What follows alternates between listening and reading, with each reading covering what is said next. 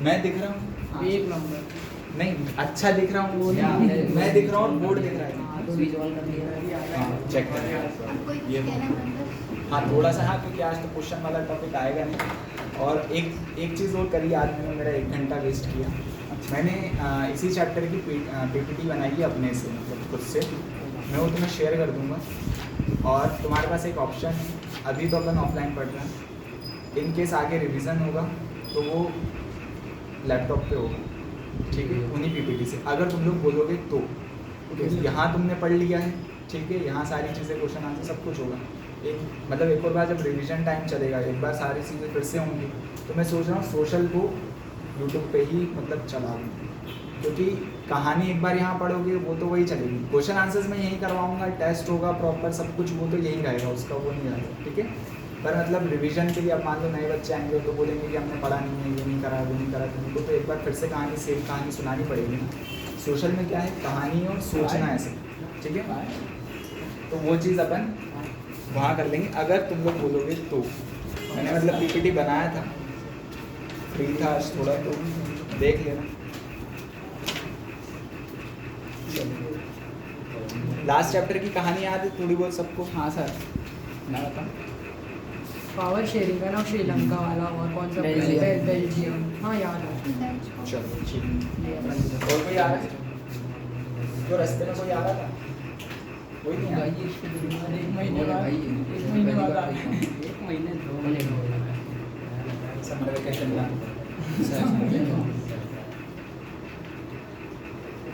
ये मैं पीछे चले हूँ। चालू कर रहे हैं। ये मैं पीछे चले हूँ, सत्यम करना होता है। जैसे इच्छा भाई आपकी, ठीक है। इतनी जल्दी बैठनी चाहिए। ठीक है, अब अपन शुरू कर रहे हैं। अब जो भी चीज़ें थी अब अपन ने टाइम पास बहुत कर लिया ये लगभग। थोड़ा टेढ़ा आ रहा है, आप देख लो। आपने बोला था पहले बता देना, तो इसलिए बता देता वैसा सीधे कर दो। क्या बोर्ड बस टेढ़ा बोर्ड आना चाहिए, बोर्ड कवर होना चाहिए। हाँ, बोर्ड board कवर cover ज़्यादा नहीं दिखना चाहिए और उससे कम नहीं, ये ब्लैक लाइन। ये वो दिख रहा है, वो दिख रहा है क्या? वो खिड़की विंडो। ठीक है, चलो। नमस्कार, अरे नमस्ते दोस्त, लाइक शेयर सब्सक्राइब। नमस्कार तो करते हैं। चलिए शुरू करते हैं। जय हिंद। जय हिंद भाई। सिंपल से। सुनो, अब आवाज़ नहीं, अब सिंपल सी। आज देखो रिजल्ट भी आया चुनाव का, तो थोड़ा मैं उससे भी बहुत ज़्यादा रिलेट करके चलूँगा। तो ऐसा मत सोचना कि मतलब सिर्फ अपने चैप्टर की चीज़ें हम पढ़ें, क्योंकि तुम्हें सारी चीज़ें जाननी समझनी है। यही नहीं पता होगा कि का इलेक्शन हुआ है, कौन क्या बनने वाला है, कैसे बनने वाला है। तो एक्चुअल अपन पढ़ने आए, सारी चीज़ें अपने को इन्फ्लुएंस करती हैं, अपने को वो चीज़ें देखनी है, ठीक है। वैसे चैप्टर का नाम तो अपना क्या है, फेडरलिज्म चैप्टर है, ठीक है। फेडरलिज्म, ये फेडरलिज्म जो टॉपिक है, ये मैंने आपको लास्ट चैप्टर में हल्का फुल्का टच किया था। लास्ट में मैंने यहाँ लिखा था यूएसए में क्या फॉर्म चलता है, इंडिया में क्या फॉर्म चलता है, बाकी बहुत सारे अदर स्टेट्स, अदर कंट्रीज़ में क्या फॉर्म चलते हैं बताया था। और मैंने वहाँ पर एक स्टेटमेंट बोला था कि ये तो मैंने आपको फेडरलिज्म का बता दिया, जो कि नेक्स्ट चैप्टर में आने वाला है। तो ऐसा क्यों हुआ? क्योंकि देखो, फेडरलिज्म को समझने से पहले आप लोगों को ये देखना पड़ेगा, आप अभी कौन सा चैप्टर पढ़ के आए हो? Power sharing. Power sharing. Power sharing में एक बेल्जियम की कहानी आपने सुनी थी कि वहाँ पर ऐसा ऐसा प्रॉब्लम हो रहा था, डच और फ्रेंच स्पीकिंग लोगों के बीच में प्रॉब्लम, गवर्नमेंट में इश्यूज आ रहे थे। फिर वहाँ पे क्या हो गया था, मतलब वॉर की कंडीशन बन गई थी, वॉर हुआ नहीं था। फिर उसको सेटल डाउन कैसे किया गया था कि वहाँ पर इक्वल रिप्रेजेंटेशन दिया गया गवर्नमेंट में, किसको? फ्रेंच को और डच को। ये सारी चीज़ें हुई। उसके बाद गवर्नमेंट में इक्वल रिप्रेजेंटेशन के बाद अपन ने दूसरी चीज़ वहाँ क्या करी थी कि स्टेट वाइज भी अलग से रिप्रेजेंटेटिव सेलेक्ट करे थे और उनके इलेक्शन करवाए थे। 2 चीज़ें अपन ने वहाँ पर करी थी, ठीक है। तो वहीं से, उस कंसेप्ट से अपन ने क्या सीखा था? पावर को शेयर करना। वहाँ पे क्या सीखा था? पावर को शेयर करना। अगर आपने एक स्टेट में या एक कंट्री में पावर को इक्वली डिस्ट्रीब्यूट कर दिया among the peoples of the country, मतलब जो भी लोग वहाँ पर रह रहे हैं उनके बीच में बराबर पावर की शेयरिंग हो गई, तो वो स्टेट कैसा हो जाएगा, वो कंट्री कैसा हो जाएगा? स्टेबल हो जाएगा। वो बहुत प्रॉपरली जो है गवर्नमेंट वहाँ पर रूल कर सकती है, चल सकती है और बढ़िया काम वहाँ पर चलेगा। तो उसी का अपडेटेड फॉर्म एक तरीके से मैं बोल दूँ, या फिर उसको बार बार पावर शेयरिंग ना बोलकर उसको एक टर्म दे दिया गया है, जो टर्म का नाम क्या है? फेडरलिज्म। क्या नाम है? फेडरलिज्म। फेडरलिज्म में एक्चुअल होता क्या है? फेडरलिज्म को अगर बिल्कुल एग्जैक्ट पॉइंट टू पॉइंट देखा जाए तो distribution of powers among the government, या फिर डिस्ट्रीब्यूशन ऑफ, नहीं, क्लासिफिकेशन ऑफ गवर्नमेंट, डायरेक्ट ऐसा बोल सकते हैं, ठीक है। ये क्या है, सुनना ध्यान से। फेडरलिज्म का सबसे सिंपल मतलब होता है कि आप अपने देश में, एक देश में एक सरकार हो तो वो फेडरलिज्म नहीं कहलाए, ठीक है। एक सरकार कहने का मतलब क्या है, सारी चीज़ें प्रेजेंट से रिलेट चलेंगी, ठीक है, और इंडिया से खासकर। जैसे मान लो इंडिया क्या है, एक देश है, पहली चीज़, ठीक है, इंडिया इज अ कंट्री। अगर इंडिया में सिर्फ एक सेंट्रल गवर्नमेंट होती, इंडिया में सिर्फ एक सेंट्रल गवर्नमेंट होती, तो क्या इंडिया एक फेडरलिज्म कंट्री होता? नहीं होता, ठीक है। इंडिया में अभी आप देखते हो, आप अगर इसमें क्लासिफाई करोगे तो एक ट्रायंगुलर स्ट्रक्चर बनता है। फेडरलिज्म को अगर बहुत मतलब डीप तरीके से समझोगे तो यहाँ पर क्या बनता है, एक ट्रायंगुलर शेप बनता है, जो क्या दिखाता है, क्लासिफिकेशन ऑफ गवर्नमेंट दिखाता है। मतलब हमने गवर्नमेंट को किस तरीके से अलग अलग लेवल पे क्लासीफाई कर रखा है। अलग अलग लेवल मतलब कि सर एक सेंटर लेवल होता है, मतलब पूरे देश का एक state, ठीक है। फिर एक स्टेट लेवल होता है, जैसे कि आप स्पोर्ट्स खेलते हो तो होता है ना कि पहले अपन ब्लॉक लेवल पे खेलते हैं, फिर डिस्ट्रिक्ट खेलते हैं, फिर स्टेट खेलते हैं, फिर नेशनल खेलते हैं, फिर इंटरनेशनल खेलते हैं। ये लेवल्स होते हैं अलग अलग। तो ये स्पोर्ट्स खेलने का लेवल हो गया आपका। लेकिन वैसे ही अगर आप एक देश के अंदर, इंटरनेशनल तो हटा ही दो अभी, अब एक देश के अंदर अगर आप गवर्नमेंट के फॉर्म्स देखोगे तो हमने हमारे इंडिया में कितने फॉर्म में तोड़ रखा है इसको, 3। और बाकी फेडरलिज्म का ही मतलब क्या होता है, फॉर्म्स ऑफ गवर्नमेंट, मतलब जहाँ पर एक से ज़्यादा डिफरेंट टाइप की गवर्नमेंट वहाँ पर एग्जिस्ट करती है। डिफरेंट ऑर्गन्स मतलब समझते हो, शरीर के जैसे ऑर्गन होते हैं, ऐसे गवर्नमेंट के जो पार्ट्स होते हैं, गवर्नमेंट के जो हिस्से होते हैं एक तरीके से, उनको हम ऑर्गन्स बोलते हैं। तो यहाँ पर अगर मैं क्लासीफाई करूँ तो पहला क्या हो जाएगा, सेंटर गवर्नमेंट, सेंटर या सेंट्रल गवर्नमेंट, ठीक है। उसके बाद स्टेट गवर्नमेंट और उसके बाद लोकल गवर्नमेंट। ये हमारे इंडिया में हमने क्लासीफाई कर रखा है। और अपन ने एग्जांपल अभी कौन सा लिया, इंडिया का। पर इसको अगर बेटर समझना है तो क्या है कि यहाँ पर हर एक गवर्नमेंट अपने लेवल पर काम कर रही है, पहली चीज़। सबका काम बटा हुआ है, दूसरी चीज़। तीसरी चीज़, तीनों चीज़ें आपस में एक दूसरे को इंटरफेयर नहीं कर रही है किसी मैटर पर, ठीक है। अब कौन से मैटर पे करेगी, कौन से पे नहीं, ये आगे अपन पढ़ेंगे जब और डिटेल में जाएंगे। कुछ लिस्ट होती है, कुछ मैटर्स उसमें क्लासीफाई किए गए हैं कि इस पे कौन डिसीजन लेगा, उस पर कौन डिसीजन लेगा। लेकिन आपको ये समझ में आया कि तीनों चीज़ें एग्जीक्यूटिव है एक तरीके से। एग्जीक्यूटिव समझते हो, चलो इससे थोड़ा सा और पीछे ले रहा। ये फेडरलिज्म हुआ है हल्का फुल्का, मतलब फेडरलिज्म तुम्हारे दिमाग में हल्का हल्का छपने लगा होगा कि फेडरलिज्म क्या है, कि हम डिस्ट्रीब्यूशन करते हैं पावर्स का या फिर क्लासिफिकेशन करते हैं गवर्नमेंट का, ठीक है। एक ही चीज़ है, गवर्नमेंट क्लासीफाई करोगे तो उनको पावर्स क्या करोगे, अलग अलग डिस्ट्रीब्यूट करोगे, ठीक है। अब इंडिया के अलावा, अच्छा इंडिया में जो है फेडरलिज्म फॉलो होता है, कंप्लीट फेडरलिज्म फॉलो नहीं होता है, ये मैं पहले बता देता हूँ। इंडिया में किस तरीके का फेडरलिज्म फॉलो होता है, quasi federal. India is a quasi federal country, ठीक है। क्वासी फेडरल का मतलब क्या होता है, जहां पर कंप्लीट फेडरलिज्म है। फेडरलिज्म मतलब सारी इंडिपेंडेंट, मतलब सेंटर से इंडिपेंडेंट स्टेट है, स्टेट से इंडिपेंडेंट सेंटर गवर्नमेंट है। इसको थोड़ा ऐसे समझो कि सेंटर ने कोई एक डिसीजन लिया, इंडिया में मान लो सेंट्रल गवर्नमेंट ने एक डिसीजन लिया कि हमारे यहाँ जो न्यू एजुकेशन पॉलिसी जो आने वाली है, ठीक है, वो फॉलो की जाएगी ऑल ओवर द इंडिया, ठीक है। तो अब इस डिसीजन के ऊपर बाकी स्टेट के जो एजुकेशन मिनिस्टर होंगे या वहाँ के जो लोग होंगे, उनके ऊपर कोई ज़बरदस्ती नहीं कर सकते आप कि आपको वही फॉलो करना पड़ेगा, ठीक है। आपने अप्रोच किया है, अब जो उसको एक्सेप्ट करना चाह रहा है वो करेगा, जो नहीं करना चाह रहा है वो क्या है, इंडिपेंडेंट है अपने ऊपर, कि अगर उसको अपना ही स्टेट बोर्ड लेके चलना है तो उसके हिसाब से चलता है। जैसे आप देखते हो कि एक CBSE बोर्ड होता है, एक MP बोर्ड होता है, तो अपन एक अगर अकेला सिर्फ सेंट्रल की बात करें तो वो CBSE बोर्ड होता है, लेकिन हर स्टेट का अलग अलग अपना अपना इंडिविजुअल एक बोर्ड होता है, ठीक है। MP बोर्ड, CBSE और Rajasthan board, UP board, Bihar board, ऐसे अलग अलग होते हैं। और उस बोर्ड में किस तरीके से एग्ज़ाम कंडक्ट करवाया जाएगा, क्या क्वालिफिकेशंस होंगी, ठीक है, कौन सी बुक्स चलाई जाएंगी, किस तरीके से मेरिट डिसाइड होगी, ये सब कुछ सबका क्या होगा, इंडिपेंडेंट होता है और अपने अपने अकॉर्डिंग चलता है, ठीक है। उसमें कोई सेंट्रल गवर्नमेंट का इंटरफेयर है क्या, नहीं है। तो ये दोनों सब्जेक्ट कैसे होगा, इंडिपेंडेंट है। स्टेट गवर्नमेंट इंडिपेंडेंट है किससे, सेंट्रल गवर्नमेंट से। और वैसे इसका रिवर्स भी देखो, सेंट्रल गवर्नमेंट भी इंडिपेंडेंट है स्टेट से। अब ऐसा तो नहीं ना कि जो सेंट्रल ने CBSE चला रखा है तो सेंटर की एक अलग दुनिया, नहीं। उसके लोग जो पढ़ने वाले हैं जो सीबीएसई में, वो रह कहाँ रहे हैं? वो भी तो कहीं ना कहीं कोई यूपी में रह रहा है, कोई बिहार में रह रहा है, कोई एमपी में रह रहा है। तो क्या वहाँ पर यूपी बिहार के रूल्स फॉलो किए जा रहे हैं, उसकी बुक्स फॉलो की जा रही है? नहीं। वहाँ क्या फॉलो किया जा रहा है? सीबीएसई का जो भी पैटर्न सेंट्रल गवर्नमेंट ने बना के भेजा होगा वो फॉलो किया जा रहा है। समझ में आ रही है चीज़ें? तो दोनों एक दूसरे से इंडिपेंडेंट है। अगर इतनी इंडिपेंडेंसी बीच में आ जाती है हर मैटर पर, हर मैटर मतलब ये एजुकेशन का मैंने एग्जांपल दिया, जैसे हेल्थ में आ जाए, ठीक है, फॉरेस्ट में आ जाए, पुलिस में आ जाए, और भी बैंकिंग में आ जाए, बहुत सारे, फॉरेन वाला आ जाए, फॉरेस्ट बता दिया शायद मैंने। तो अगर हर एक मैटर पे इतनी इंडिपेंडेंट आ जाए कि हाँ हम इंडिपेंडेंट है, आप इंडिपेंडेंट है, तो वो एग्जैक्ट फेडरलिज्म कहलाता है। क्या कहलाता है? Exact federalism. क्योंकि कोई किसी के ऊपर डिपेंडेंट नहीं है, सबकी पावर्स क्या है? सेपरेट है। क्या है? सेपरेट है। इसको और अच्छे से लिखो तो क्या हो सकता है? Separation of power, separation of power. ठीक है, सबकी पावर्स क्या है? सेपरेट है। लेकिन वहीं पे अगर कुछ ऐसी चीजें हो जाए कि कुछ टॉपिक पे जो है इंडिपेंडेंट है, जैसे इसी में आगे बढ़ा दूं, एजुकेशन का तो इंडिपेंडेंट हो गया, मैंने एग्जांपल बता दिया। लेकिन वहीं पर अगर मैं आपको बोल दूं बैंकिंग का, ठीक है, सेंट्रल गवर्नमेंट है, ठीक है, उसने बैंकिंग में एक रिफॉर्म निकाला, रिफॉर्म मतलब एक सुधार या एक योजना निकाली कि बाकी सभी बैंक, जहाँ भी जो भी बैंक है, उन सब बैंकों को ये इतना % इंटरेस्ट आज से फॉलो करना पड़ेगा। ये एक रूल निकाल दिया किसने? सेंट्रल गवर्नमेंट ने।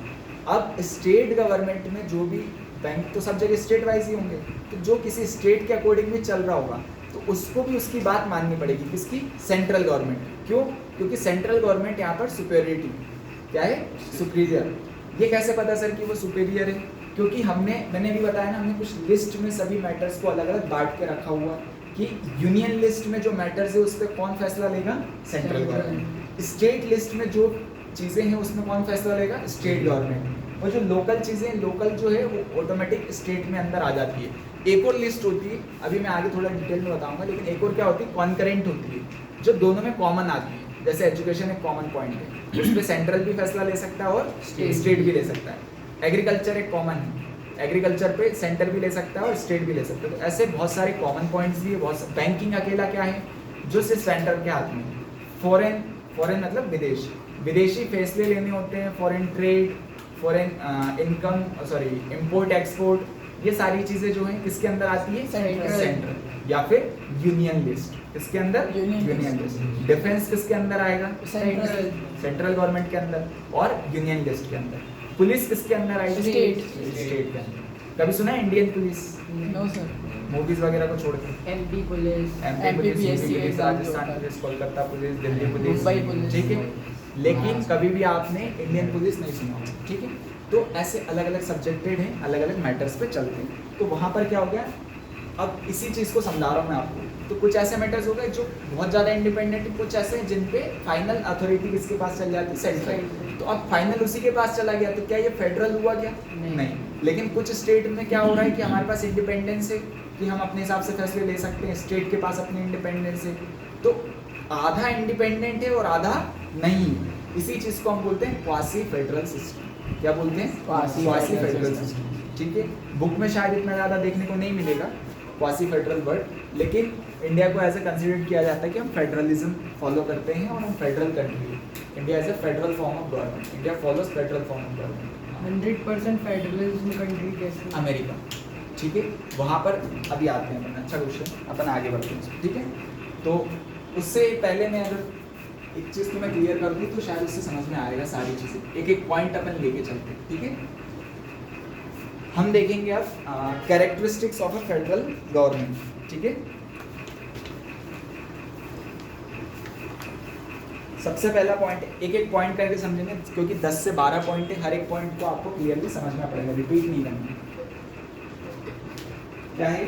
2 और more level of government, more level. Second है jurisdiction। थर्ड आपका जाएगा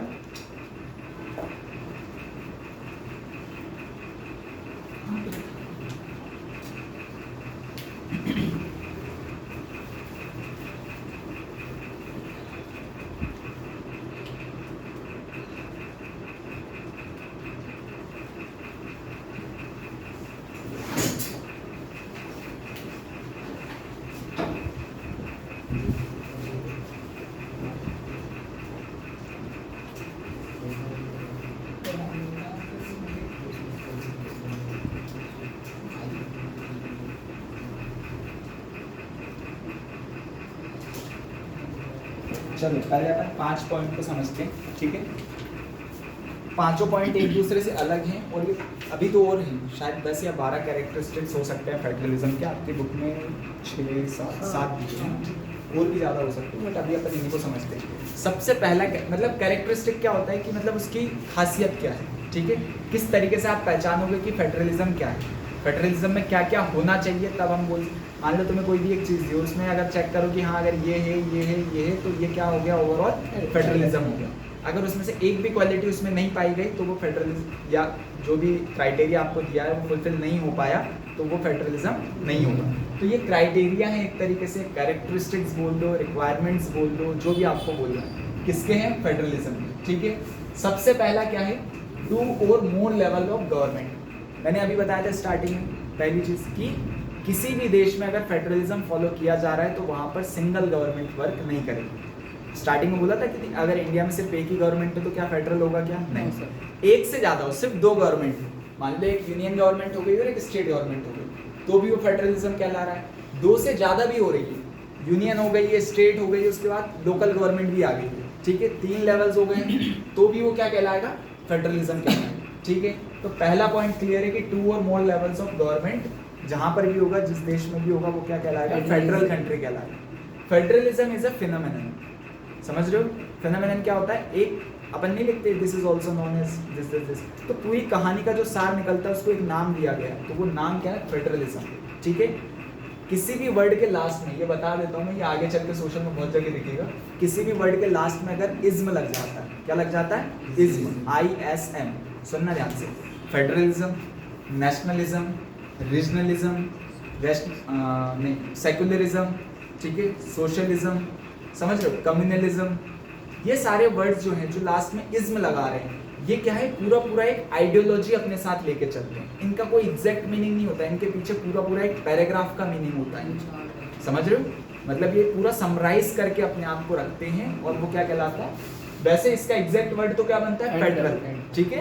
federal form of government, federal system, federal bank सुना होगा तुम लोगों ने, ठीक है, उसका इससे कोई लेन देन नहीं है, लेकिन एक वर्ड बस बता रहा हूँ मैं तुम्हें कि फेडरल होता है, ठीक है। तो वैसे कम्युनल सुना होगा, कम्युनल वायलेंस सुना होगा, कम्युनलिज्म सुना होगा, ठीक है, और ऐसे बहुत सारे होते हैं। तो ये जनरल टर्म से जो हर जगह फॉलो होता है कि किसी के लास्ट में इज्म लग रहा है तो वो एक फिनोमेनन है। एक और चीज़ सुन लो, किसी के लास्ट में ईस्ट लग रहा है, ठीक है, उसी वापस communist, socialist, nationalist, federalist, federalist नहीं होता सॉरी, कम्युनलिस्ट, सोशलिस्ट, सेकुलरिस्ट, ठीक है, ये सारे वर्ड में क्या लग रहा है, ईस्ट लग रहा है। तो ये ईस्ट क्या करता है, किसी भी एक पर्टिकुलर पर्सन को रिप्रेजेंट करता है। I am a secularist person, ठीक है, या I am secularist. I am secularism सुना है क्या कभी, नहीं। तो जब ईस्ट लग जाता है तो आप किसी पर्टिकुलर ग्रुप, ऑर्गेनाइजेशन या इंडिविजुअल पर्सन को रिप्रेजेंट कर रहे हो, ठीक है, को रिप्रेजेंट कर रहे हो, इसमें कोई फेनोमेनन नहीं है, ठीक है। तो ये 2 वर्ड्स हैं, ये समझना है क्योंकि आगे चल के बहुत काम है। सेकेंड वर्ड आता है इसमें जुरिस्डिक्शन। फेडरल फॉर्म में क्या होता है, जुरिस्डिक्शन। जुरिस्डिक्शन क्या है, ये जो कोर्ट आप देखते हो, supreme court, high court, district court, ये सारे जो कोर्ट्स होते हैं, ये क्या करते हैं, ये आप अपनी अपील यहाँ पर लेके जाते हो, अपनी जो भी दिक्कतें होती हैं वो उनके पास लेके जाते हो और वो उसको देखते हैं, समझते हैं और उसके ऊपर एक फैसला देते हैं, ठीक है। तो सर क्या पुलिस के पास हम अपनी दिक्कतें लेके नहीं जा सकते क्या? पुलिस एक सूत्रधार है एक तरीके से, क्या है, मैसेंजर टाइप। आप इनिशियली सबसे पहले अप्रोच किसको करते हो, पुलिस को। पुलिस करती क्या है, आपकी बात सुनेगी जो भी होगी, उसके बाद आपको ओवरऑल ले जाएगी कहाँ, कोर्ट में ही ले जाएगी। आप मुजरिम हो तो भी ले जाएगी, आप अगर प्रॉब्लम लेके आए हो तो वो केस को थोड़ा बहुत देख के फिर आपको और मुजरिम जो भी रहेगा उसको कहाँ ले जाती है, कोर्ट में। तो ओवरऑल कॉन्स्टिट्यूशन का रखवाला कहा जाता है सुप्रीम कोर्ट, इसको सुप्रीम कोर्ट, ठीक है। या फिर जुरिस्डिक्शन, उसी सुप्रीम कोर्ट क्या है, हेड है पूरे जुरिस्डिक्शन का। जितने भी कोर्ट होते हैं उसका सबसे सुप्रीम पोजीशन पे कौन बैठा हुआ है, सुप्रीम कोर्ट, ठीक है। तो जिस देश में जुरिस्डिक्शन होगा, जुरिस्डिक्शन मतलब न्याय के लिए लोग वहाँ पर अपनी बात रख सकते हैं, ठीक है, न्याय मांगने के लिए लोग अपनी बात रख सकते हैं, उस देश को हम क्या बोलते हैं, फेडरल कंट्री। जैसे क्या सऊदी अरब में अपन रख सकते हैं, नो सर, वहाँ पर ऐसा कोई कोर्ट वगैरह नहीं होता, मतलब जो फाइनल डिसीजन होता है वो वहाँ के किंग जो भी हैं, प्रिंस हैं, जो भी हैं, उनका चलता है, ठीक है। वहाँ पर इतना ज़्यादा नहीं रहता है कोई भी जुरिस्डिक्शन, क्लियर है। ये चीज़ हो गई, सेकेंड पार्ट वहाँ पर ये होना चाहिए। थर्ड चीज क्या होती है, कॉन्स्टिट्यूशनली गारंटीड, ठीक है। मतलब जितने भी लेवल ऑफ गवर्नमेंट हम बना रहे हैं, जितने भी ऑर्गेनाइजेशन हम बना रहे हैं, मतलब जुरिसडिक्शन में भी अलग अलग ऑर्गेनाइजेशन होते हैं, ठीक है। तो जितनी भी चीज़ें ये बन रही है, ये सारी ऐसा तो नहीं है कि आज मोदी जी आए और उन्होंने बोला कि हमने एक नई संस्था बनाई है जो कि क्या है, पार्ट ऑफ अ फेडरलिज्म, ठीक है, ऐसा बोल दिया तो क्या वो माना जाएगा? नहीं। उसको प्रॉपरली क्या करना पड़ेगा, उसको कॉन्स्टिट्यूशनली गारंटीड करना पड़ेगा, मतलब कि उसको लॉ बनाना पड़ेगा, एक्ट बनाना पड़ेगा, या फिर इसके सपोर्ट में कॉन्स्टिट्यूशन खड़ा होना चाहिए। जो भी चीज़ उन्होंने बनाई है, जो भी चीज़ देश में चल रही है, किसके नाम पे? फेडरलिज्म के नाम पे, उसके पीछे सपोर्ट किसका होना चाहिए? कॉन्स्टिट्यूशन का। आज आप अगर इसको खिलाफ कुछ भी करने जाते हो तो ये किसका सहारा लेता है, मतलब इसमें बैठे लोग या जो इसका सपोर्ट करते हो किसका सहारा लेंगे? कॉन्स्टिट्यूशन का। जुरिसडिक्शन किसके बेसिस पे चलता है? कॉन्स्टिट्यूशन, संविधान के हिसाब से ही पूरा जो है कोर्ट वगैरह सारी प्रोसीजर्स वगैरह चलती है। तो जो भी चीज़ें रहेंगी वो सब कैसी होनी चाहिए? कॉन्स्टिट्यूशनली गारंटीड होनी चाहिए। क्या होना चाहिए? Constitutionally guaranteed. अब इसके बाद फोर्थ पॉइंट आता है नॉट यूनिलेटरली। नॉट यूनिलेटरली, वैसे देखो ये एग्जैक्ट नहीं है, मैंने मतलब एक मेन वर्ड्स निकाले हैं पूरे सेंटेंस में से, बाकी सेंटेंसेस पूरे आपको याद करने पड़ेंगे, देखना पड़ेगा। बट मेन वर्ड क्या है? Not unilaterally. यूनिलेटरली का एक मतलब होता है, इसको पहले ये समझो, यूनिटरी एक फेडरल फॉर्म ऑफ गवर्नमेंट होता है और एक यूनिटरी फॉर्म ऑफ गवर्नमेंट होता है। फेडरल में दो से ज़्यादा या दो, ठीक है। यूनिटरी में सिंगल फॉर्म ऑफ गवर्नमेंट होता है। क्या होता है? सिंगल फॉर्म ऑफ गवर्नमेंट, तो उसको यूनिटरी फॉर्म ऑफ गवर्नमेंट बोलते हैं, ठीक है, पहली चीज़। दूसरी चीज़ ये जो बोला है नॉट यूनिलेटरली, मतलब कि ये उसी का अपोज करा है कि किसी भी देश में सिंगल फॉर्म ऑफ गवर्नमेंट नहीं होना चाहिए। नॉट लगा है ना, तो मतलब नहीं होना चाहिए। तो जहाँ पर सिंगल गवर्नमेंट नहीं होगी, ऑब्वियस बात, या तो दो गवर्नमेंट होगी या दो से ज़्यादा, ठीक है। तो वो ओवरऑल किस पॉइंट पे लेके आ जाएगा आपको? पहले वाले पॉइंट पे, ठीक है, कि वहाँ पे इसकी डेफिनेशन को क्लियर कर रहा है वो फेडरलिज्म, ठीक है। ये आपका फोर्थ पॉइंट हो गया, इसमें बहुत ज़्यादा कुछ खास नहीं है। फिफ्थ वाला ध्यान से देखना है, कोर्ट एज अंपायर और ये डिस्प्यूट, ठीक है। इसमें अब क्या हुआ, आपके पास दो फॉर्म ऑफ गवर्नमेंट है, एक स्टेट गवर्नमेंट है और एक यूनियन गवर्नमेंट है। अब ऐसा तो नहीं ना कि जैसे एक घर है, मान लो घर में दो मुखिया हो गए, ठीक है। जैसे एक दादाजी जो कमा रहे हैं, बहुत टाइम से घर को चला रहे हैं, और उनका एक बेटा अभी नया कमाने लगा, समझ लो, नया जस्ट उसने अभी पूरी चीज़ें उसने अपने हाथ में नहीं ली है, बट हल्का फुल्का वो मैनेज करता है, कमाता है तो घर खर्चे में हाथ देता है, सब कुछ करता है।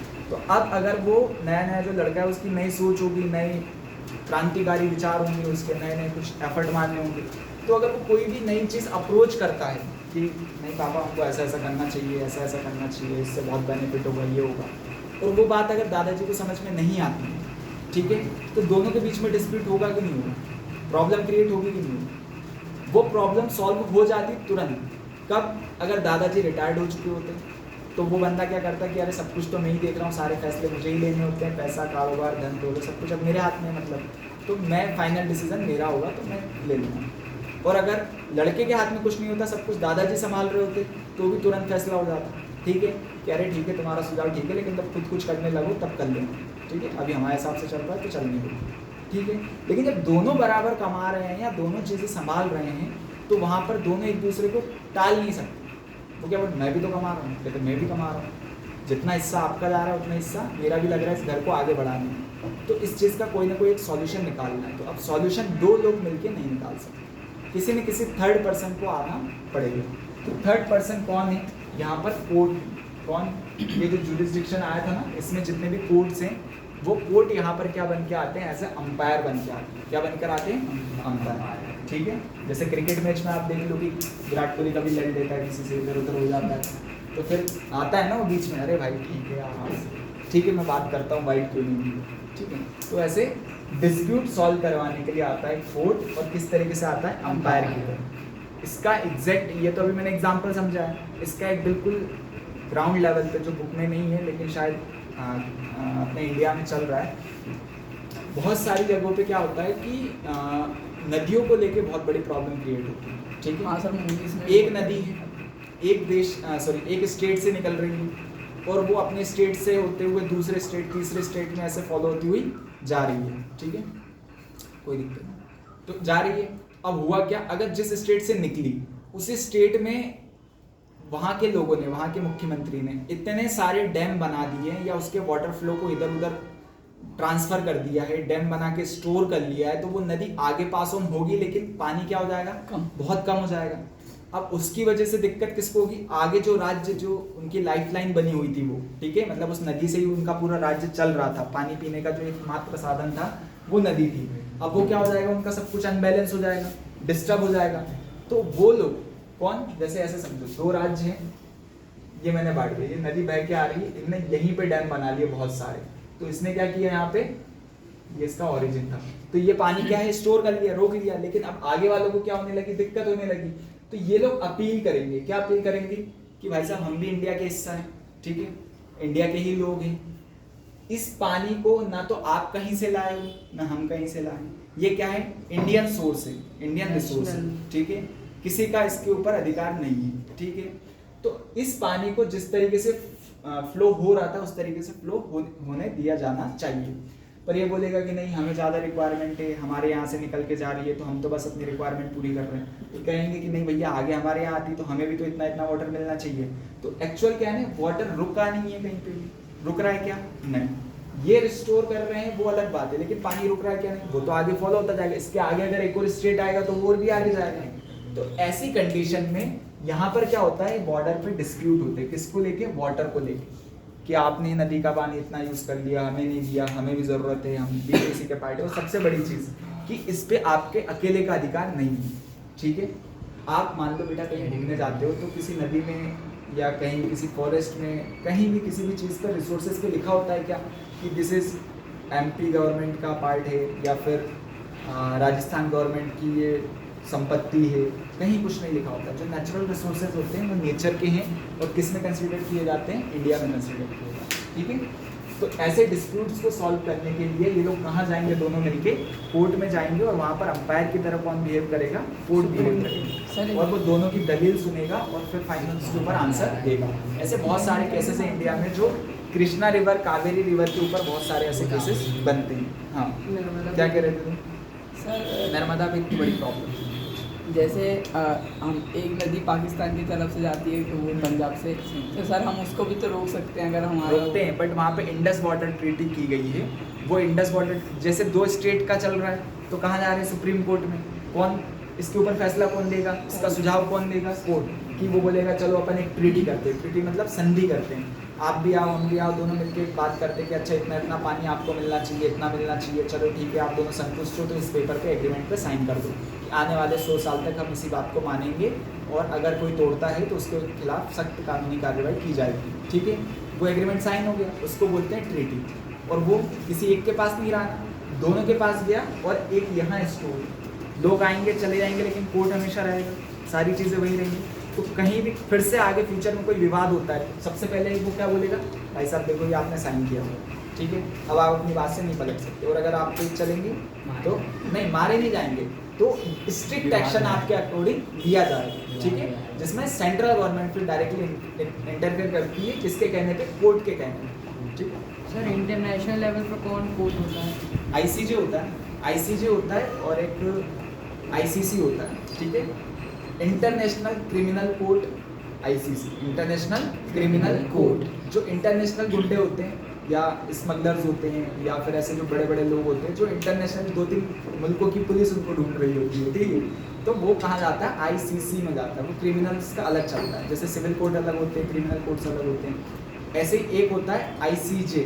ठीक है, इंटरनेशनल सिविल, ऐसा करके उसका फुल फॉर्म है, ICJ जस्टिस करके एग्जैक्ट याद नहीं आ रहा है, बट एक ICC होता है, एक ICJ होता है। दोनों का जो है ऑफिस कहाँ पर है, नीदरलैंड में द हेग में, ठीक है, जो न्यूयॉर्क कह रहा हूँ, यूरोप की एक कंट्री है, वहाँ पर उसका ऑफिस है, ठीक है। जो इंटरनेशनल डिस्प्यूट्स हैं हाँ वो सारे वही जाते हैं। जैसे अभी यूक्रेन कह रहा हूँ, इजराइल और हमास का वॉर चल रहा है, इंटरनेशनल इशू है, जिसमें क्या हो रहा है, बहुत सारे लोगों की, मतलब आम लोगों की जान जा रही है, आम लोगों को बहुत सारी प्रॉब्लम्स क्रिएट हो रही हैं, तो उसके ऊपर सुनवाई होती है, केस होता है, दलील होती है, वकील जाते हैं, वो सब कहाँ हो रहा है, ICJ में होता है, ICC में होता है, वहाँ वो सज़ा भी सुनाते हैं। लेकिन थोड़ा सा प्रॉब्लम क्या है कि उनके पास एग्जीक्यूशन की पावर बहुत कम होती है, ठीक है, मतलब कोर्ट जो होता है वो पावरफुल होता है डिसीजन देने में, डिसीजन को अप्लाई करवाने में कितना पावरफुल है ये बहुत ज़्यादा जस्टिफाइड नहीं है।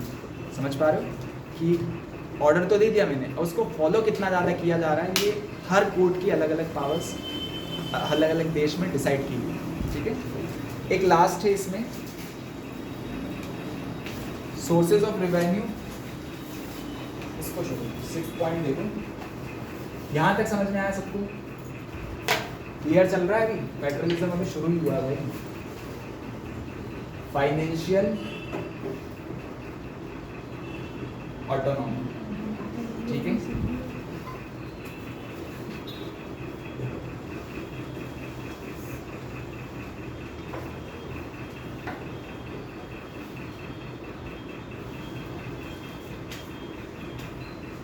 safeguard and promote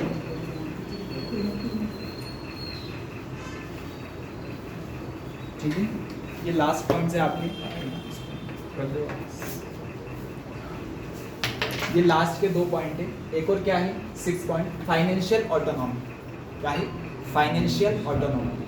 आपने सुना होगा इसको, मैं जब भी बोलता हूँ ना आपने सुना होगा तो अपने दिमाग पे जोर डाला करो कि हाँ यार कुछ तो सुना होगा। ठीक है, क्या सुना होगा? फाइनेंशियल क्राइसिस हो जाती है ऐसा कुछ।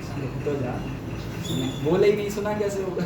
सर अभी तो आपने बोला, मैं ये समझा दूँ सर अभी तो आपने नहीं बोला। सुनो, आपने सुना होगा कि केंद्रीय सरकार ने बजट पेश किया, सुना? यस 2024 का बजट आया। बजट वर्ड सुना है? बजट सुना? केंद्र सरकार ने वो आरबीआई ने किया था। नहीं, आरबीआई बजट पेश नहीं करता। तो कौन सा? केंद्र सरकार ने, निर्मला सीतारमन एक अपने पद से कुछ लेके आई और लाल सा एक वो था और वो संसद में गई और उन्होंने आज 2.5 घंटे तक खड़े होके बजट पेश किया है। बजट क्या मतलब कि हमारा ये बजट है। बजट समझते हो कि हमारे पास इतने पैसे हैं, उसमें से इतना खर्च करना है, इतना ये करना है, उतना खरीदना है, ये लेना, ये सब कुछ किसके अंदर आ रहा है? बजट के अंदर है। तो केंद्र सरकार पूरे देश के लेवल पर एक बजट पेश करती है। कौन करती है? केंद्र सरकार, जो कि कहाँ? पार्लियामेंट में पेश किया जाता है। किसके द्वारा? फाइनेंस मिनिस्टर के। ठीक है, यहाँ तक बात क्लियर है? नहीं भी सुना हो तो कभी ढंग की चीज़ें चलाया करो, ढंग की चीज़ें देखा करो तो सुनने को मिलेगी। न्यूज़पेपर पढ़ा करो कभी, ठीक है। वैसे ही आपने ये नहीं सुना होगा, ये बहुत कम सुना होगा क्योंकि इतना ज़्यादा हाईलाइटेड नहीं होता है, लेकिन ये जरूर सुना होगा कि एमपी को इस बार इतने लाख करोड़ का बजट मिला है सेंट्रल गवर्नमेंट से। ठीक है, यूपी को इतना बजट मिला है सेंट्रल गवर्नमेंट से। ठीक है, होता क्या है कि देश अपने लेवल पे एक बजट बनाता है और फिर उसमें से डिस्ट्रीब्यूट करता है अलग अलग स्टेट वाइज। स्टेट वाइज कैसे? स्टेट की पॉपुलेशन, उसका एरिया और वहाँ पर होने वाले डेवलपमेंट को देख के या अनडेवलप्ड चीज़ों को देखते हुए कि हमें इस बार यहाँ पर इतना इतना डेवलप करना है, यहाँ की पॉपुलेशन इतनी है तो इतना खर्चा तो आम हर बार जा ही रहा है, उसके बाद यहाँ पर इतने रोड बनानी है, वो सब कुछ कैलकुलेट कर कर स्टेट को एक फंड दिया जाता है। क्या दिया जाता है? फंड दिया जाता है कि भाई साहब ये रहा आपका फंड, इसमें आप अपने हिसाब से अब इसको आपको जो बनाना है, जो खर्चा करना है, जो स्कीम्स आप लॉन्च कर रहे हो, जैसे लाडली लक्ष्मी योजना चल रहा है, कहाँ से आ रहा है पैसा? ठीक है, 2 जगह से आ रहा है। एक स्टेट गवर्नमेंट दे रही है अपनी जगह, SGST सुना है कहीं पे? CGST लगता है और SGST, GST वर्ड सुना है? आजकल हर जगह GST लग रहा है। तो कभी भी कोई भी चीज़ आप खरीदते हो तो जो बिल बनता है आजकल हर बिल पे क्या मिलता है? SGST और CGST। C में क्या होता है? सेंट्रल गवर्नमेंट का जो टैक्स लगता है, गुड्स एंड सर्विस टैक्स। ठीक है, और स्टेट गवर्नमेंट का जो टैक्स लगता है उसको SGST बोलते हैं। ठीक है, तो वहाँ से टैक्स से पैसा कमाया सेंटर ने भी और स्टेट ने भी। तो स्टेट का एक इनकम वहाँ से हुआ इस टैक्स से, और दूसरा इनकम कहाँ से होता है? यूनियन गवर्नमेंट अपने को देती है। ठीक है, तो वो दोनों मिला के अपना क्या करता है? फाइनेंशियली ऑटोनॉमी क्रिएट करता है। ऑटोनॉमी तो समझते हो गए आप कि खुद से चलाया जाने वाली चीज़ें खुद हैंडल करने वाले लोग जो होते हैं वो ऑटोनॉमस होते हैं, अगर स्टेट ऑटोनॉमी होते हैं। ओवर बजट गया उनके बजट से लॉस में जाते हैं। अभी जो MP जो है काफ़ी लॉस में चल रहा है, सर उसमें लोन लेता है अलग अलग बैंक से। हाँ, तो ये लोन भी सेंट्रली प्रोवाइड करता है। नहीं, लोन बैंक्स प्रोवाइड करते हैं, कौन से बैंक? बहुत सारे बैंक जिससे लेना चाहे वो। RBI लोन प्रोवाइड करता है, विदेश की से भी बैंक, एशियन डेवलपमेंट बैंक है, एशिया के डेवलपमेंट के लिए एक बैंक बनाया गया। इंडिया भी तो लोन लेता है, वो किससे? हाँ, फेडरल बैंक से लेता है, वर्ल्ड बैंक से लेता है, IMF से लेता है। 2 दुनिया है, एक इंडिया की और एक इंडिया के बाहर की। इंडिया के अंदर सब कुछ चल रहा है, वो वैसा का वैसा ही इंडिया के बाहर वर्ल्ड लेवल पे भी चल रहा है। वर्ल्ड लेवल पर एक कोर्ट है, वर्ल्ड लेवल पर एक पुलिस है, इंटरपोल बोलते हैं जिसको अपन, सुना है डॉन मूवी में? क्या बोलता है वो, डॉन को कुछ तो बोलता है, आजकल मूवी देखना बंद कर दी ना तो याद ही नहीं। डॉन का इंतजार तो 11 मुल्कों की पुलिस कर रही है ना, तो 11 मुल्कों की पुलिस को ही इंटरपोल कहा गया है मिला के, ठीक है। तो इंटरनेशनल पुलिस होता है उसका फुल फॉर्म इंटरपोल का। ऐसे ही क्या बनता है, कोड बनता है। वैसे एक बैंक है वर्ल्ड बैंक, ऐसे ही एक WTO है, वर्ल्ड ट्रेड ऑर्गेनाइजेशन, जो हाँ WHO है, जो पूरे वर्ल्ड का ट्रेड देखता है कि कहाँ कौन से देश किससे कितना ट्रेड कर रहा है, कितना व्यापार कर रहा है, किसने किसको कितना क्या बेचा है, कितना डेफिशिट में गया है, कितना प्रॉफिट में गया है, सब कुछ WTO से पता चलता है। ऐसे अलग अलग वर्ल्ड लेवल पे भी बनते हैं। लास्ट है आपका वापस इधर आ जाए, फाइनेंशियल ऑटोनॉमी समझ में आया, मतलब स्टेट का अपना एक फाइनेंशियल बजट होता है, वो उसके अकॉर्डिंग चलता है, और यूनियन का मतलब सेंट्रल गवर्नमेंट का अपना एक अलग बजट होता है, उसके अकॉर्डिंग चलता है। Safe guard and promote unity in the country, ठीक है। ये जो भी है ये सब कुछ अभी तो ऐसा लग रहा है कि अलग अलग है, स्टेट अलग है, सेंटर अलग है, ये सब, लेकिन ये लास्ट पॉइंट सबको क्या करता है, कंक्लूड करता है। Safe guard and promote unity in India, या फिर इन कंट्री। तो ये क्या कह रहा है कि जिस भी देश में फेडरलिज्म है, इसका मतलब ये नहीं कि सब इंडिपेंडेंट है, सब कुछ अपने अपने हिसाब से चल रहा है और अपने हित के लिए देश को नुकसान पहुंचा दे, ये फेडरलिज्म कभी भी नहीं कहता। ये चीज़ समझ क्या, कि मान लें एक स्टेट को कोई चीज़ में फ़ायदा हो रहा है और उसकी वजह से ओवरऑल जिस देश में वो स्टेट है वहाँ पर नुकसान हो रहा है देश को, तो वो काम वो स्टेट कभी भी नहीं कर सकता है या नहीं करेगा। ये फेडरलिज्म है। फेडरलिज्म क्या कहता है कि सेफ गार्ड मतलब सुरक्षित, और प्रमोट यूनिटी, एकता को बढ़ावा देते हैं फेडरलिज्म। भले ही हम इंडिपेंडेंट हैं आपस में, लेकिन सब लोग मिल के क्या करते हैं, उस चीज़ को एक लेवल पे बना कर रखते हैं और उसका एक सीधा सा जो है यूज़ करते हैं, ठीक है। तो ये फेडरलिज्म अभी तक आपने पढ़ा कि ये सारी क्वालिटीज़ इसके अंदर होनी चाहिए। पूरे वर्ल्ड में लगभग 25 कंट्रीज़ में जो है, हाँ लगभग 25 कंट्रीज़ में जो है फेडरलिज्म फॉलो किया जाता है। क्या फेडरलिज्म, क्या चीज़ फॉलो की जाती है, फेडरलिज्म, जिसमें क्या आता है, इंडिया भी आता है, पाकिस्तान, रशिया, जो तुम जानते हो वो नाम बता रहा हूँ मैं, India, Pakistan, Russia, Australia, south Africa, Canada, United states, Brazil, Argentina, ये सारे नाम आप जानते हो, ठीक है। ये सब क्या फॉलो करते हैं, फेडरलिज्म, ठीक है। क्लियर है, यहाँ तक बात क्लियर है? Yes sir. चलो अब आगे बढ़ते हैं। में कौन सा सिस्टम है, फ्रांस में कौन सा सिस्टम है? फ्रांस में डेमोक्रेटिक है, पर इसका फ्रांस- नाम नहीं है। तो क्या वो तो 25 वहाँ पे प्रेसिडेंशियल फॉर्म ऑफ गवर्नमेंट चलता है वहाँ पे। फेडरलिज्म में बहुत सारी कंट्रीज हैं। बहुत सारी का नहीं है ना, तो जैसे यूके है, ब्रिटेन है, वहाँ नहीं चलता है, वहाँ तो कॉन्स्टिट्यूशनल पाकिस्तान में भी चलता तो है। कोर्ट है, पाकिस्तान में भी हाईएस्ट पावर प्रेसिडेंट के पास है, प्राइम मिनिस्टर के पास सेकंड है, तो फेडरलिज्म नहीं है। नहीं ऐसा, अरे वो अलग चीज़ है, वो रिपब्लिक डेमोक्रेटिक इनमें आ जाता है। हाईएस्ट पावर किसके पास है, वो कहाँ आ जाता है, रिपब्लिक कंट्रीज, डेमोक्रेटिक कंट्रीज, उसमें आ जाता है, वो अलग चीज़ है। ये फेडरलिज्म अलग। यहाँ देखो रिपब्लिक रहेगा तो भी तो दो फॉर्म ऑफ गवर्नमेंट हो सकता है। इंडिया से रिपब्लिक कंट्री, ठीक है, तो हम रिपब्लिक डे मनाते हैं, डेमोक्रेसी अपने यहाँ है, तो इसका मतलब ये थोड़ी कि अपने यहाँ सिर्फ मतलब प्रेसिडेंट के पास पावर नहीं है, पीएम के पास पावर नहीं है, सब जगह से। ये federalism actually form of government को बताता है। किसको बताता है, गवर्नमेंट के फॉर्म को, कितनी गवर्नमेंट, समझ रहे हो। बाकी जो आप बोल रहे हो डेमोक्रेसी वाला और जो प्रेसिडेंट के पास सुप्रीम होता है, वो कहाँ चला जाता है, रिपब्लिक, मोनार्क, डेमोक्रेसी, इन सब चीज़ों में चला जाता है। जब अपन हिस्ट्री का चैप्टर पढ़ेंगे उसमें बहुत अच्छे समझ में तो आएगा। रशिया में तो फ्रांस मोनार्की है। फ्रांस का जो तुम बोल रहे हो ना, वो फ्रेंच रिवॉल्यूशन का जो chapter, sorry nationalism in Europe है, उसमें और भी ज़्यादा डिटेल में सर वही समझना है। फेडरलिज्म का एक रूल रशिया में अप्लाई नहीं होता, वहाँ एक ही पार्टी है, इसमें 2 और मोर पार्टीज का फेडरलिज्म में, पार्टीज नहीं, गवर्नमेंट गवर्नमेंट सॉरी। है ना। किसने बोला रशिया में नहीं है? रशिया में ऐसे फॉर्म ऑफ गवर्नमेंट नहीं है।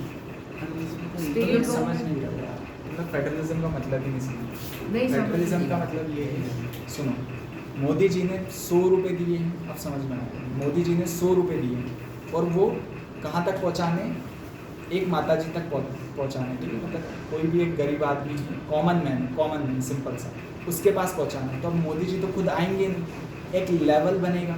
लेवल मतलब कि एक साइकिल चलेगी, ये बैठे मोदी जी, ठीक है, और वो कॉमन मैन कहाँ खड़ा हुआ है, यहाँ पर, अब अगर इसको यहाँ से यहाँ तक पैसा पहुँचा, मोदी जी को या किसी को भी यहाँ से यहाँ तक 100 रुपये इनके पास हैं, और इन्होंने सोचा कि हम हर एक कॉमन मैन को 100 रुपये देते हैं, तो वो अगर यहाँ तक पहुँचाने तो कैसे पहुँचाएगा? क्या खुद देने आएंगे? नहीं। एक लेवल बनेगा ना। लेवल कैसे बनेगा? इनने निकाला कि अपने यहाँ कितने स्टेट हैं, उसमें कितने कॉमन मैन हैं, ठीक है, तो इतने इतने लोगों को पैसा देना है। अब स्टेट वाइज बांट दिया कि इस स्टेट में इतने इतने लोग हैं, तो इतना पैसा इस स्टेट गवर्नमेंट को दे दो। तो ये पहला पार्टीशन हो गया कि नहीं हो गया? कहाँ पर?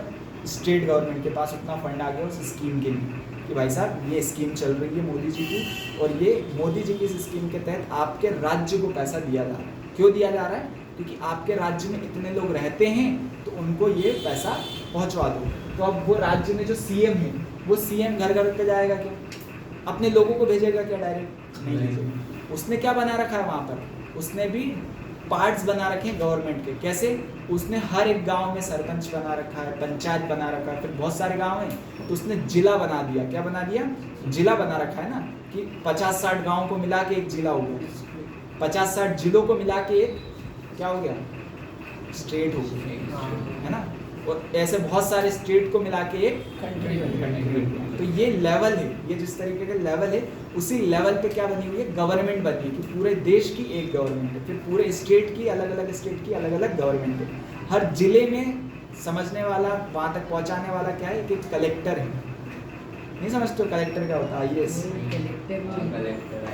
कलेक्टर ही बोलते हैं जिले का तो वो पैसा जो सीएम के पास आया था वो कहाँ पहुँचाएगा? जिले में पहुँचाएगा, जिले में, ठीक है। हर एक जिले तक वो पैसा जाएगा। अब जिले पे पैसा पहुंच गया तो वहाँ के लोग क्या करेंगे? पंचायत के अकॉर्डिंग पैसा जाएगा कि इस पंचायत में इतना, वहाँ सरपंच को बुलाया जाएगा, इतना इतना पैसा, और फाइनल जाके वो पैसा किसके पास पहुँचेगा? कॉमन मैन के पास। तो कितने लेवल? मेजरली अपन ने 3 लेवल पे बांटा है उसको, 3 लेवल पे तोड़ा है। तो ये प्रोसीजर कहलाता है फेडरलिज्म। समझ रहे हो? डेमोक्रेसी, वोट देना, राजा रानी, ये सब कहाँ है? ये डेमोक्रेटिक रिपब्लिक, मोनार्क, कॉन्स्टिट्यूशन, इन सब में चला गया। ये किस में आ गया? सिर्फ फॉर्म ऑफ गवर्नमेंट, ठीक है। श्योर, आगे बढ़ते हैं। What makes India federal country? ठीक है, ये हल्का फुल्का मैंने बता दिया, और डीप में अपन देख लेते हैं इंडिया को फेडरल कंट्री क्या बनाता है, मतलब क्या ऐसी चीज़ें इंडिया के अंदर जो इसको फेडरल कंट्री कहता है। इसका सिस्टम ये जो बताया है यही कहता है, ठीक है। इंडिया में ये सिस्टम फॉलो किया जाता है कि हमारे पास एक सुप्रीम गवर्नमेंट है, सेंट्रल गवर्नमेंट है, यूनियन गवर्नमेंट है, उसके बाद हमारे पास एक स्टेट गवर्नमेंट है। इसको हम बोलते हैं 3 टायर सिस्टम। क्या बोलते हैं? 3 टायर सिस्टम। 3 टायर सिस्टम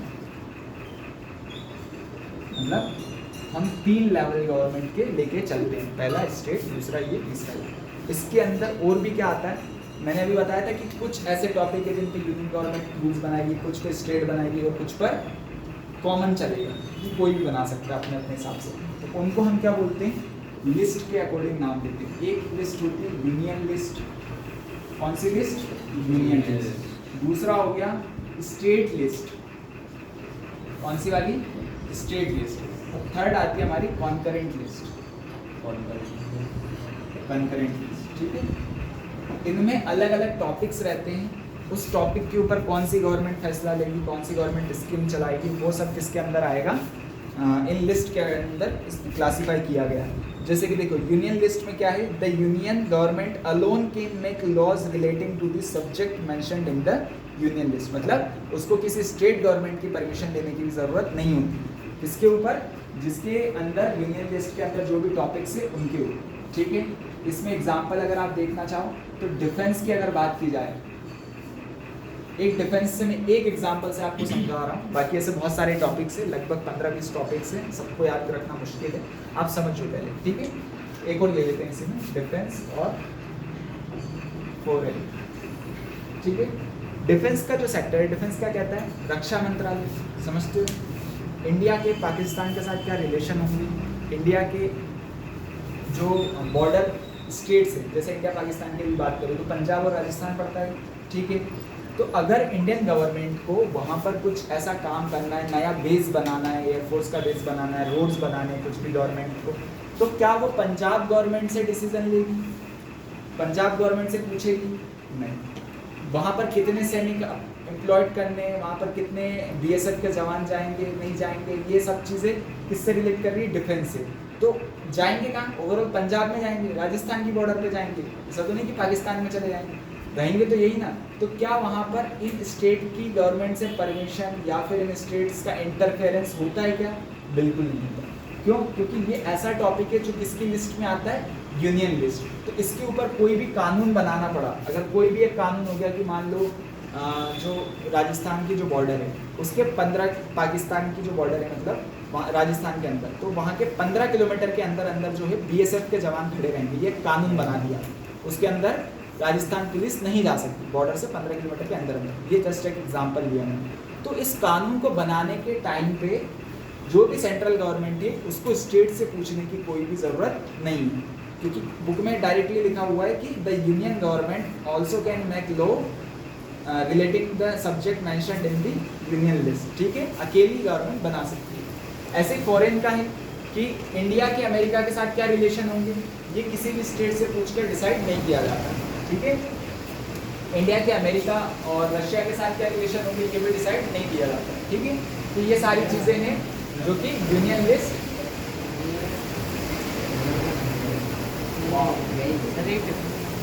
भाई बाहर जाने का मन हो रहा है। अच्छा तो लोग भाग नहीं है, सही नहीं उड़ जाते नहीं कहीं तो। ठीक है, बहुत देर है।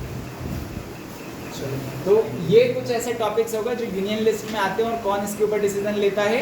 स्टेट सॉरी यूनियन गवर्नमेंट या फिर सेंट्रल गवर्नमेंट। डिफेंस मिनिस्टर ही बोलेगा मतलब उधर ये सब। हाँ, सारी चीज़ें कौन देखेगा? Defence minister. उसमें कोई भी स्टेट का उसको मतलब पहले कहीं लेके उधर लेके जाना पड़ेगा और सबसे पूछना पड़ता। नहीं, सिर्फ डिफेंस मिनिस्टर के हाथ में होता है कि हमारे डिफेंस से रिलेटेड जो भी काम करने वो।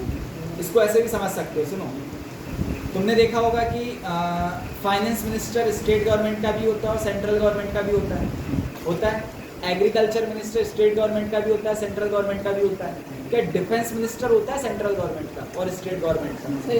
सेंट्रल का बस होता है, स्टेट का नहीं होता। क्यों? क्योंकि वो टॉपिक ही नहीं वो उनके स्टेट के अंदर वो टॉपिक आ ही नहीं रहा। ऐसे स्टेट लिस्ट में बहुत सारे टॉपिक आते हैं, जैसे पुलिस का हो गया। ठीक है, पुलिस का जो टॉपिक है वो किसका है? एक तरीके से स्टेट गवर्नमेंट का है। ठीक है, तो और ट्रेड का हो गया, एग्रीकल्चर का हो गया, तो ये सारे टॉपिक इसके ऊपर आते हैं, इसके अंदर आते हैं स्टेट लिस्ट के अंदर। और इसके ऊपर कौन बना सकता है? स्टेट गवर्नमेंट अकेली अपने हिसाब से इसके ऊपर लॉज बना सकती है। ठीक है, अब कुछ ऐसे टॉपिक आते हैं जो कॉन्करेंट होते हैं। कॉन्करेंट में जैसे एजुकेशन एक आ गया। एजुकेशन एक ऐसा पॉइंट है जिसपे क्या करते हैं, दोनों गवर्नमेंट अपने अपने हिसाब से क्या कर सकती है? लॉ बना सकती है। मैंने आपको स्टार्टिंग में पहला केस बताया था कि सीबीएसई बोर्ड, एमपी बोर्ड वाला जो, तो सेम यही। ठीक है, तो उस पर स्टेट गवर्नमेंट अपना बोर्ड लेके चल रही है, सेंट्रल गवर्नमेंट अपना बोर्ड लेके चल रही है। किसी के कोई भी वो प्रेशर नहीं है, कोई ऐसी जबरन नहीं है कि आपको ये फॉलो करना पड़ेगा। ठीक है, जिसको जो सही लगता है उसके हिसाब से वो लेके चल सकता है। ये किसके अंदर है? कॉन्करेंट लिस्ट के अंदर। कॉन्करेंट लिस्ट मतलब दोनों गवर्नमेंट की चीज़ें। ठीक है, ठीक है। तो ये तीनों लिस्ट आपको पता होनी चाहिए। ये किसके अंदर आती है? मेनली फेडरल के अंदर। और इंडिया में ये बहुत ही मतलब अच्छे तरीके से फॉलो किया जाता है जहाँ तक है। अब इसमें एक टॉपिक और है, कमिंग टुगेदर फेडरेशन और होल्डिंग टुगेदर फेडरेशन। ये थोड़ा समझने वाला है, ज़्यादा कंफ्यूज मत होना, डीप में मत जाना, सिर्फ ऊपर ऊपर से समझना। ठीक है, बढ़िया हल्की हल्की हवा आ रही है? हाँ आ रही है। नहीं आ रही? हमें तो आ रही है, पंखे तक की तो हवा आ नहीं रही है। आप पसीने हो रहे हैं। सर एसी चलवा दो। एसी चल रहा है ना? अरे वो ऊपर वाला जल रहा है, ऊपर से पानी गिर रहा है। यहाँ तक पानी आ रहा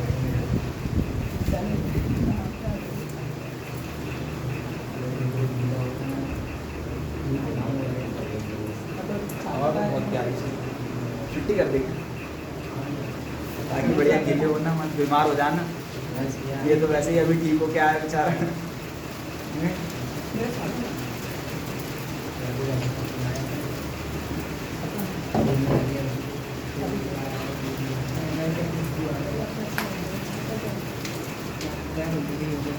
सुनो, बहुत माइनर सा डिफरेंस है। ठीक है, बहुत माइनर सा डिफरेंस है कमिंग टुगेदर और होल्डिंग टुगेदर में। ठीक है, नाड़ा देख लो यार, सब बंद करवा दो।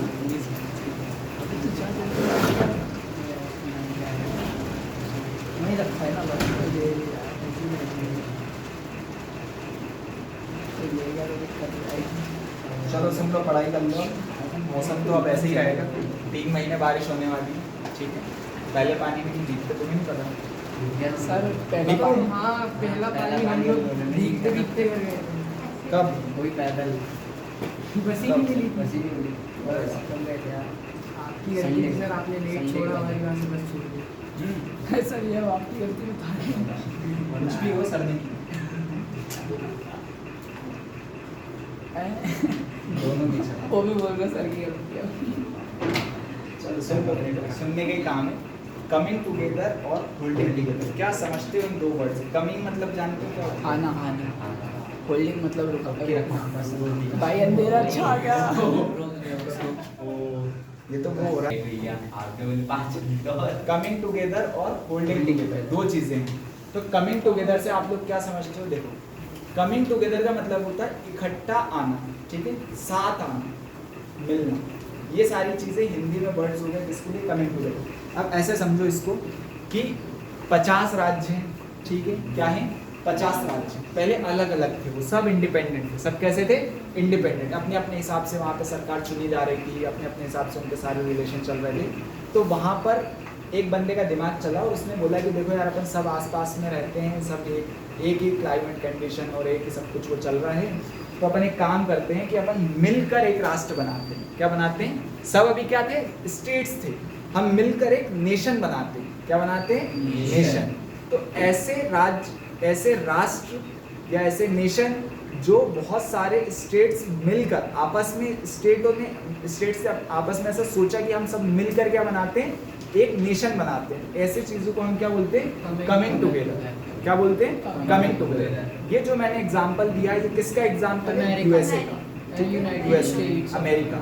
अमेरिका बोला जाता है उसको, ठीक है, लेकिन उसका एग्जैक्टली नाम क्या है? यूनाइटेड स्टेट्स ऑफ अमेरिका, ठीक है। नाम से ही आप समझ पा रहे होगे, यूनाइटेड स्टेट्स ऑफ अमेरिका, ठीक है। मतलब अमेरिका बना कैसे? वहां पर जितने भी स्टेट्स थे वो सब आपस में यूनाइट हुए और उन्होंने मिलकर क्या बनाया? एक ऐसा फॉर्म बना दिया। एक तरीके से ऐसे समझो, ये सब पहले से बिखरे हुए थे, ठीक है, ये सब ऐसे थे। इन सब ने मिलकर सोचा कि हम क्या करते हैं, अभी ये क्या है? एक नेशन है क्या? नहीं है। इनने सोचा कि हम अपने आप को एक बाउंड्री में क्रिएट कर लेते हैं और क्या बना लेते हैं? एक नेशन बना लेते हैं। बाउंड्री जो इसकी लास्ट बाउंड्री होगी वही इधर लास्ट होगी, वही सब कुछ मेन रहेगी, इसमें कोई इधर उधर नहीं होगा। लेकिन ये सब आपस में मिलकर रहेंगे और मिलकर क्या बनाएंगे? यूएसए, ठीक है। अगर ये आपस में नहीं मिलते तो यूएसए नहीं बन पाता। और ये सब आए कैसे? कमिंग, मतलब आपस में आए, ठीक है, मिले, तो क्या हो गया? कमिंग टुगेदर फेडरेशन कहलाता है। आगे चलते इसको फेडरेशन भी वर्ड लगाते हैं। और ये किसका एग्जाम्पल है? यूएसए का, ठीक है। तो ऐसा क्वेश्चन आता है, USA is a coming together और होल्डिंग टुगेदर? Coming together. तो कमिंग टुगेदर, या फिर USA is an example of coming together federation और होल्डिंग टुगेदर फेडरेशन। तो आपको कमिंग टुगेदर का आंसर देना है, ठीक है। आप बिल्कुल लगभग सेम वैसा ही क्या है ये, ठीक है। कहने का नजरिया थोड़ा सा अलग, मतलब देखने का नजरिया थोड़ा सा अलग है, पर ध्यान से समझना। अभी क्या है? ये इंडिया है अपना, इसके अंदर बहुत सारे स्टेट्स हैं, इसके अंदर भी तो बहुत सारे स्टेट हैं। ये सब मिलकर क्या बनाते हैं? इंडिया। ये स्टेटमेंट जो मैंने बोला ये गलत है। ये बहुत सारे स्टेट मिलकर इंडिया बनाते हैं, ये स्टेटमेंट क्या है? गलत है। गलत है, ठीक है। ये स्टेटमेंट कहाँ से भी होता है? उधर। बहुत सारे स्टेट मिलकर क्या बना रहे हैं? अमेरिका बना रहे हैं, यूएसए बना रहे हैं, वो वहाँ से। यहाँ पर क्या है? इंडिया ने बहुत सारे स्टेट्स को होल्ड कर कर रखा है, तभी वो इंडिया कहला रहा है। समझ रहे हो? इंडिया ने बहुत सारे स्टेट्स को होल्ड कर कर रखा है, ठीक है, होल्डिंग कर रखी है, उनकी पकड़ कर रखा हुआ है, ठीक है, अपने अंदर मिला कर रखा हुआ है। उनसे मिल के नहीं बना, अपने अंदर मिला कर रखा हुआ है, तब जाके वो क्या बना है? इंडिया बना है, ठीक है। ऐसे समझ सकते हो, जब इंडिया और पाकिस्तान का बंटवारा हुआ उससे पहले इंडिया पूरा एक था, समझ रहे हो। उसमें से एक स्टेट बाहर निकल गया तो क्या बन गया? पाकिस्तान बन गया। इंडिया को कुछ हुआ क्या? नहीं, इंडिया इंडिया ही है। एरिया कम हो गया उसका, बाउंड्रीज उसकी इधर उधर थोड़ी बहुत शिफ्ट हो गई, लेकिन पहले भी वो इंडिया कहला रहा था, आज भी वो इंडिया कहला रहा है। आज अगर इस जगह से एक ये जो नॉर्थ, भगवान ना करे ऐसा हो, मैं चाहता भी नहीं हूँ, लेकिन अगर नॉर्थ ईस्ट अलग हो जाता है तो इतना पोर्शन तब भी क्या कहलाएगा, इंडिया ही कहलाएगा। समझ जाओ उनके पास पावर रहती है अलग होने की। नहीं होगी, यही तो खास बात, इनके पास पावर है, इनने खुद ने मिल के बनाया। इनकी खुद की ऐसे समझो, छोटी सी एक चीज़ देता हूँ, ठीक है, ये अभी नेशन छोड़ दो, ऐसा समझो कॉलोनी में क्या बनती, समिति बनती, ठीक है, सोसाइटी समिति, समिति दुर्गा उत्सव समिति, ठीक है, गणेश उत्सव समिति। तो एक बंदा था, मतलब बहुत अच्छा बंदा था फैमिली में, तो उसने क्या करा, लोगों को बुलाया, इकट्ठा किया कि सर देखो अपन अपनी कॉलोनी में अच्छा उत्सव जैसा लगे, ये रहे वो रहे, तो अपन एक समिति बनाते हैं। तो उस समिति में अपन कुछ मेंबर्स बनते हैं, ठीक है। अब जैसे मैं हूँ, मान लो मैंने वो समिति बनाई हुई, तो हम सब मिलकर क्या कहला रहे हैं, एक समिति कहला रहे हैं। हमने बनाई है ना, अपने से बनाई, पहले से एग्जिस्ट कर रही थी क्या, नहीं, हमने मिलकर वो समिति बनाई है और अब हम क्या कर रहे हैं, वहाँ पे अलग अलग तरीके से काम कर रहे हैं। अब उसमें क्या है कि वो जो समिति बनाई है वो हम सबको मिलकर कहला रही है समिति, ठीक है, हमने बनाई है डायरेक्टली। लेकिन इधर क्या है, डायरेक्टली पहले से वो समिति बनी हुई थी, उसको हमने क्या किया है, मॉडिफाई करा है एक तरीके से, हमने उसको जोड़ कर रखा हुआ है। जैसे कि एक संघ है, आरएसएस है, मान लो आरएसएस चला आ रहा है पहले से, ठीक है, उसमें बहुत सारे लोग आ रहे हैं, जा रहे हैं, आ रहे हैं, जा रहे हैं, लेकिन वो आरएसएस जो था, वो आरएसएस बना हुआ है, वो चलता जा रहा है और चलता जाएगा, ठीक है, उसमें वो होल्ड कर कर रखा हुआ चीज़ों, ठीक है। ऐसा तो नहीं कि उसमें, जैसे समिति में तो क्या हुआ, हम 5 लोगों ने मिलकर बनाई, उसमें से 3 लोग बाहर चले गए, कॉलोनी से शिफ्ट हो गए, तो क्या समिति समिति रही, नहीं रही ना, ठीक है, तो वो इधर आ गई। लेकिन अगर इसमें से 2 लोग चले जाएंगे तो भी आरएसएस तो आरएसएस रहेगा, ठीक है, या जो भी ऑर्गेनाइजेशन आपने बनाई वो तो वही रहेगी, उसको कोई इम्पैक्ट पड़ेगा नहीं। लोग कम हो जाएंगे वो सब, लेकिन उसके नाम पे, उसके पावर पे कोई भी इम्पैक्ट नहीं पड़ेगा, क्योंकि उसने लोगों को होल्ड कर रहा है, ठीक है। होल्डिंग टुगेदर फेडरेशन कहलाता है, जिसमें इसीलिए पता है एक और चीज़, इसीलिए अपन क्या बोलते हैं इसको, यूनियन ऑफ इंडिया, क्या बोलते हैं, यूनियन ऑफ इंडिया। शायद पैसे के ऊपर लिखा होता है, नोट के ऊपर लिखा होता है, शायद लिखा होता है, मेरे को एग्जैक्टली याद नहीं है, चिल्लर में नहीं लगता, इतनी जगह नहीं। तो मेन चीज़ क्या है, यूनियन ऑफ इंडिया समझना है। यूनियन ऑफ इंडिया का क्या मतलब है कि हम सबको, यूनियन मतलब इन सब पहले से हमारे अंदर है और हम सबसे मिलकर बने हुए, इसलिए क्या कहला रहे हैं, यूनियन ऑफ इंडिया कहला रहे हैं। वो यूनाइटेड है, वो सब इकट्ठे होकर उन्होंने देश बनाया है, ठीक है। हम पहले से एक थे और वही बनते हुए आ रहे हैं, ठीक है। लिखा हुआ है, रिजर्व बैंक ऑफ इंडिया, हाँ? नहीं लिखा, रिजर्व बैंक ऑफ इंडिया। चलो कोई बात नहीं। यूनियन ऑफ इंडिया कहीं और जगह लिखा हुआ है, मतलब जो सरकारी जो गैजेट्स आते हैं ना, मतलब जो पत्र आते हैं, जो सिक्के में तो उन पे लिखा हुआ है, ठीक है, यूनियन ऑफ इंडिया। तो ये चीज़ हो गई होल्डिंग टुगेदर, इसका एग्जांपल इंडिया हो गया। कमिंग टुगेदर का एग्जांपल यूएसए, ऑस्ट्रेलिया, स्विट्जरलैंड, ये सारे किसके एग्जांपल हैं, कमिंग टुगेदर। और होल्डिंग टुगेदर में इंडिया हो गया, और भी एक आध दो अगर मिलता है, रशिया, उसके भी तो स्टेट्स अलग हुए, बट कहलाया तो रशिया ही। हाँ वो भी, वो पहले यूएसएसआर था ना, तो वो अलग हो गया। इंडिया, स्पेन, बेल्जियम, ये सब किसके एग्जांपल है, बेल्जियम का एग्जांपल, ठीक है, स्पेन का एग्जांपल, ये सब किसके हैं, होल्डिंग टुगेदर। रशिया में क्या हुआ बेटा, रशिया पहले अलग कहलाता था, यूएसएसआर कहलाता था, वो टूटा, तब जाके उसमें से सिर्फ रशिया निकला, वो अलग देश बने। और ये बाकी पोलैंड हो गया, यूक्रेन हो गया, ये ऐसे सारे तो अलग अमेरिका भी वो कहलाता था ना। अमेरिका पहले एग्जिस्ट ही नहीं करता था। नहीं, वॉर के टाइम कुछ तो कुछ कहते थे उसका। क्या इसका क्या, यूएसएसआर नहीं, यूएसएसआर उसी को कहते थे। रसिया। रशिया को। सर एक ठीक है। क्वेश्चन, हाँ, सर आपने बोला कि इनके पास स्टेट्स के पास खुद की पावर नहीं होती, अलग नहीं हो सकते इंडिया में, तो फिर सर बांग्लादेश और नेपाल ये कैसे अलग हुए? बांग्लादेश और नेपाल का भी इंडिया में पार्ट हुई। पहले थे। बांग्लादेश तो पाकिस्तान के साथ अलग हुआ ना, मतलब जब इंडिया से टूटा तब तो एक ही पाकिस्तान बना ना, बांग्लादेश बना क्या? जब इंडिया से पाकिस्तान अलग हुआ तो पाकिस्तान कितना बना, एक बना ना। अब उन्होंने अपने आप को डिवाइड करके रखा कि हम नॉर्थ पाकिस्तान है, ईस्ट पाकिस्तान है, साउथ पाकिस्तान, जो भी है। पर इंडिया से कौन अलग हुआ, सिर्फ एक चीज़, कौन, पाकिस्तान। नेपाल तो पहली बार इंडिया में कभी आया ही नहीं, नेपाल अलग ही था, ठीक है। तो पाकिस्तान उस टाइम पे वो, उसके 15-20 साल बाद जाके 1971 में फिर वो फिर से टूटा, कौन, पाकिस्तान। तब जाके क्या बना, बांग्लादेश एक नया देश बना, समझ लो, वो बात अलग हुई, वो वहाँ पर नहीं आई। यहाँ पर क्या है कि ये होल्ड कर कर बनता है। और इसको एक और इजी समझ लो, लास्ट पॉइंट, इनके स्टेट्स के पास इतनी पावर होती है कि ये इंडिपेंडेंट होते हैं अपने सभी कानून बनाने के लिए, अपने खुद के बजट पेश करने के लिए, अपने यहाँ खुद की सेल्फ पॉलिसीज़ को मेंटेन करने के लिए, रेगुलेट करने के लिए, और इंडिपेंडेंट होने के लिए भी ये पावरफुल होते हैं कि अगर हमें अलग बनना है तो ये कर सकते हैं, ठीक है। इनके पास पावर्स नहीं होती। क्यों नहीं होती सर? आप तो बोल रहे थे फेडरल फॉर्म ऑफ गवर्नमेंट है। मैंने स्टार्टिंग में ही बोला था कि क्वासी फेडरल है। देखो ये थोड़ा हाई लेवल जा रहा है ना। आप 11-12 में भी जब आर्ट्स लेते हो या आगे भी किसी चीज़ की तैयारी करते हो तो भी यही सब चीज़ें रहती हैं, पर थोड़ा सा दिमाग को लगाओ। मैंने स्टार्टिंग में बोला था इंडिया क्या है, क्वासी फेडरल है, आधा फेडरल है। तो हम लगभग आधी से ज़्यादा चीज़ें मानते हैं फेडरलिज्म की, लेकिन कुछ कुछ जगह पे क्या हमारी लिमिटेशंस है। लिमिटेशंस में बताऊं, मैंने आपको लास्ट पॉइंट यहीं पे लिखा था, safeguard and promoted unity of country. बोला था फेडरलिज्म का पार्ट कि सेफगार्ड करनी है आपको देश की एकता और अखंडता, कि देश न टूटना चाहिए। आप फेडरलिज्म के नाम पे कुछ भी करे जा रहे हो और उससे देश के टूटने की बात आ जाए तो फिर फेडरलिज्म वहाँ पे खत्म हो जाता है, फिर वहाँ पे सिर्फ सेंट्रल की चीज़ें चलती हैं, समझ रहे हो। तो हमने लिमिटेशन कर दी, वहाँ पर फेडरलिज्म की लिमिटेशन नहीं है, इसलिए वहाँ पे प्रॉपर फेडरलिज्म फॉलो किया जाता है, यहाँ पर क्वासी फेडरलिज्म फॉलो किया जाता है। समझ में आया? ये मेजर डिफरेंस है। बाकी मैंने बोला ना बहुत कंफ्यूजिंग है, कंफ्यूजिंग मतलब क्योंकि लगभग सेम ही चीज़ है एक तरीके से, यहाँ भी बहुत सारी चीज़ें मिलकर बना है, वहाँ भी, पर ये पावर्स में डिस्ट्रीब्यूशन जब आ जाता है तो इसको अलग अलग नाम दिया जाता है, ठीक है। चलो, वॉट मैक्स इंडिया वाला भी अपन ने पढ़ लिया, union list, state list, concurrent list भी हो गया, और कुछ बचा है?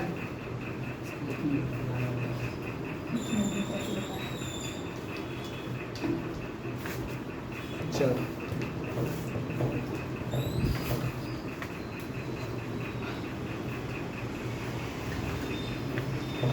एक वर्ड और आता है यहाँ पर, देखो टाइम कितना हो गया? 6:30।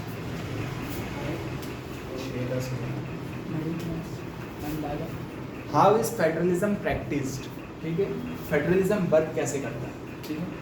अब मैं इसके लिए एक फ्लो चार्ट बनाता हूँ, उसको समझ लेना, तुम्हारा पूरा चैप्टर उसी में है, ठीक है। पूरा चैप्टर उसी के बेसिस पर, हाँ फिर खत्म, लेकिन उसको समझने में तुम्हें बहुत टाइम लगता है। इंडिया में कितने टायर की गवर्नमेंट फॉलो की जा रही है? कौन कौन सी? Central, state and local. जो ट्रेड एंड कॉमर्स है वो कौन सी लिस्ट का पार्ट है? यूनियन, किसने बोला? ट्रेड और सिविल, ट्रेड और कॉमर्स, नहीं वो तो स्टेट है।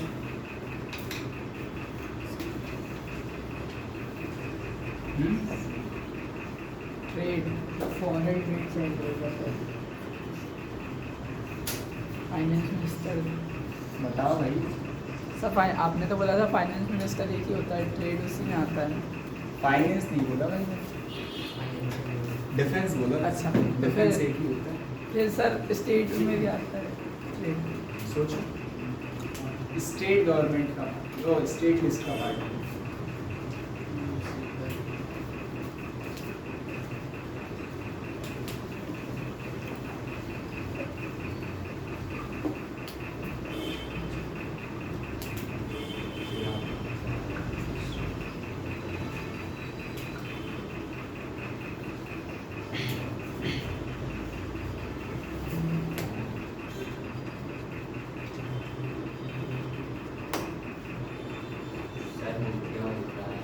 हाँ,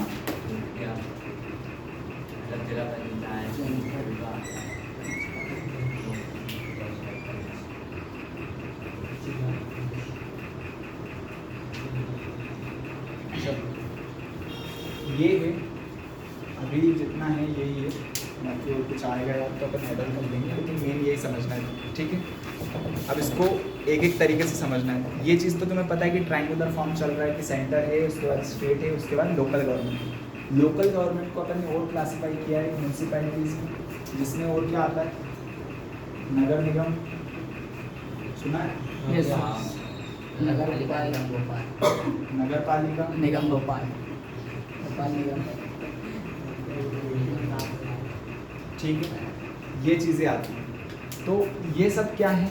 ये एक तरीके से प्रॉपर फॉर्मेट है फेडरलिज्म का, या फिर 3 टायर सिस्टम, ठीक है। जो लेवल चलता है गवर्नमेंट का वो एक तरीके से इस तरीके से चलता है, ठीक है। सेंटर से कोई भी चीज़ आ रही तो इस तरीके से डिस्ट्रीब्यूट होती है, कोई भी योजना हो, कोई भी स्टेट हो, कोई भी फंड हो, कुछ भी चीज़ें होती तो इसी तरीके से। आप इनसे ज़्यादा फैमिलियर हो कि आप इनसे ज़्यादा फैमिलियर हो? सर इनसे नगर नीचे वाली चीज़ इसके नीचे क्या है, आप लोग रह रहे हैं, ठीक है। मतलब इसके बाद क्या है, कॉमन मैन आ रहा है। पार्षद भी अगर मैं ऐड कर दूँ, मतलब वार्ड ऐड कर दूँ, ठीक है। जैसे यहाँ ब्लॉक ऐड किया है, ऐसे यहाँ पर क्या आता है, पार्षद लास्ट में एक आता है वार्ड। ये लास्ट बंदा होता है जो आपसे डायरेक्टली आके कनेक्ट करता है, वार्ड मेंबर। और पार्षद जो होता है वार्ड का जो भी बनता है, ठीक है। तो ये बिल्कुल ऐसा लेवल है जो ग्राउंड लेवल तक पहुंच गया। 3 टायर बनाया ही इसलिए ताकि, क्योंकि हमारे यहाँ ज़्यादा पॉपुलेशन, समझ रहे हो, तो हम डायरेक्टली एवरी पर्सन तक हम रीच कर पाएँ, इसलिए हमने 3 टायर सिस्टम बनाया। पहले मेजोरिटी अपना 2 टायर ही था, लेकिन फिर धीरे धीरे अपन ने अमेंडमेंट करे और फिर फाइनली हमारे यहाँ 3 टायर सिस्टम आया, जिसमें मेजोरिटी पोर्शन ये बाद में ऐड ऑन किया, ठीक है, ताकि हर आम इंसान तक चीज़ें पहुँचे। अब इसमें पहला जो पोर्शन है किसके बेसिस पे अपन समझेंगे, लिंग्विस्टिक स्टेट्स, ठीक है। अब लिंग्विस्टिक स्टेट्स की एक छोटी सी कहानी है। लिंग्विस्टिक होता क्या, सबसे पहले पता है? लिंग्विस्टिक स्टेट्स, हमारे इंडिया में बहुत सारे राज्य ऐसे हैं, बहुत सारे स्टेट्स ऐसे हैं जो अपनी खुद की एक लैंग्वेज लेके चलते हैं, ठीक है। उनका सब कुछ उसी लैंग्वेज में चल रहा है, वो बोलने में भी डिफरेंट है, लिखने में भी डिफरेंट है। वहाँ सरकारी काम भी उसी लैंग्वेज में हो रहे हैं, सब कुछ वही चल रहा है। फॉर एग्जांपल कर्नाटक आप देख सकते हो, केरला आपको पता है, तमिलनाडु आपको पता है, गुजरात आपको पता है, ठीक है। एमपी, यूपी, राजस्थान, बिहार, ये 4-5, दिल्ली, पंजाब में भी अलग ही चलता है। ये 4-5 ऐसे स्टेट्स हैं जो क्या करते हैं, इनके पास इंडिविजुअल लैंग्वेज नहीं है, पर्सनल कोई लैंग्वेज ऐसी नहीं कि किसको मेजोरिटी फॉलो करते हैं, हिंदी, ठीक है। लेकिन जैसे ही आप साउथ की तरफ जाते हो या जैसे ही आप नॉर्थ ईस्ट स्टेट्स की तरफ जाते हो, तो वहाँ पर क्या इनकी प्रॉपर एक अपनी लैंग्वेज है। लैंग्वेज होने का मतलब ये नहीं कि जैसे हमारे गांव में अलग बोलते हैं, दूसरे के गांव में अलग बोलते हैं, नहीं, इनकी एक स्टेट लैंग्वेज ही अलग है पूरी, समझ रहे हो, जिनको हम क्लासीफाई भी करते हैं, हम नाम भी देते हैं कि ये बंगाली है, ये तमिल है, ये मद्रासी है, ये और भी तेलुगु है, मलयालम है, असमी है, ठीक है, ऐसे मणिपुरी है, ये सारे ऐसे अपन अलग अलग नाम देते हैं, ये लैंग्वेजेस के नाम हैं। तो जो गवर्नमेंट के वर्क्स भी होते हैं वो भी ज़्यादातर इनके ऊपर होते हैं, जो पेपर वगैरह भी होते हैं वो सब उन्हीं लैंग्वेज में, वहाँ की राइटिंग भी अलग अलग, देखा होगा तुमने साउथ की मूवी में अलग ही लिखा हुआ होता है, ठीक है। तो ये जो भाषा के आधार पर जो स्टेट क्लासीफाई किए गए हैं, जिनको दर्जा ही किसके आधार पर मिला है, भाषा के आधार पर, धर्म के आधार पर नहीं मिला। क्यों नहीं मिला? क्योंकि India is a secular country. क्यों नहीं मिला? India is a secular country. Secular country का मतलब क्या होता है? इंडिया किसी भी धर्म को नहीं मानता, इंडिया के लिए सभी धर्म बराबर हैं। समझ, दोनों बहुत डिफरेंट स्टेटमेंट हैं, समझ रहे हो। इंडिया किसी भी धर्म को नहीं मानता, तो ये नेगेटिविटी दिखा रहा है कि हम किसी धर्म में विश्वास ही नहीं करते। लेकिन India is a secular country का सबसे सही मीनिंग क्या निकलता है? इंडिया सभी धर्मों को बराबर मानता है। भारत का कोई एक धर्म नहीं है, भारत सभी धर्मों को बराबर मानता है। ऐसा हम बोलते हैं कि हमारे यहाँ जो हिंदू जितना पावरफुल है, जितना हम उसको मान्यता दे रहे हैं, उतना ही मुस्लिम को दे रहे हैं, उतना ही सिख को, उतना ही ईसाई को। हमारे यहाँ सबके लिए बराबर है, इसलिए हम सेकुलर बोलते हैं। तो वो धर्म के आधार पर बैठे हुए एक अलग चीज़ होगी, ये भाषा के आधार पर बैठे। तो जब इंडिया में पहली बार स्टेट रीऑर्गेनाइजेशन एक्ट आया, मतलब कि आज़ाद हुआ भारत को, बहुत सारी रियासतें थी, तुम्हें इतना पता होगा कि सरदार पटेल ने 563 रियासतों को इकट्ठा करने में, मिलाने में हेल्प करी। तो वो जो रियासतें थी वो छोटे छोटे बहुत सारे टुकड़े थे।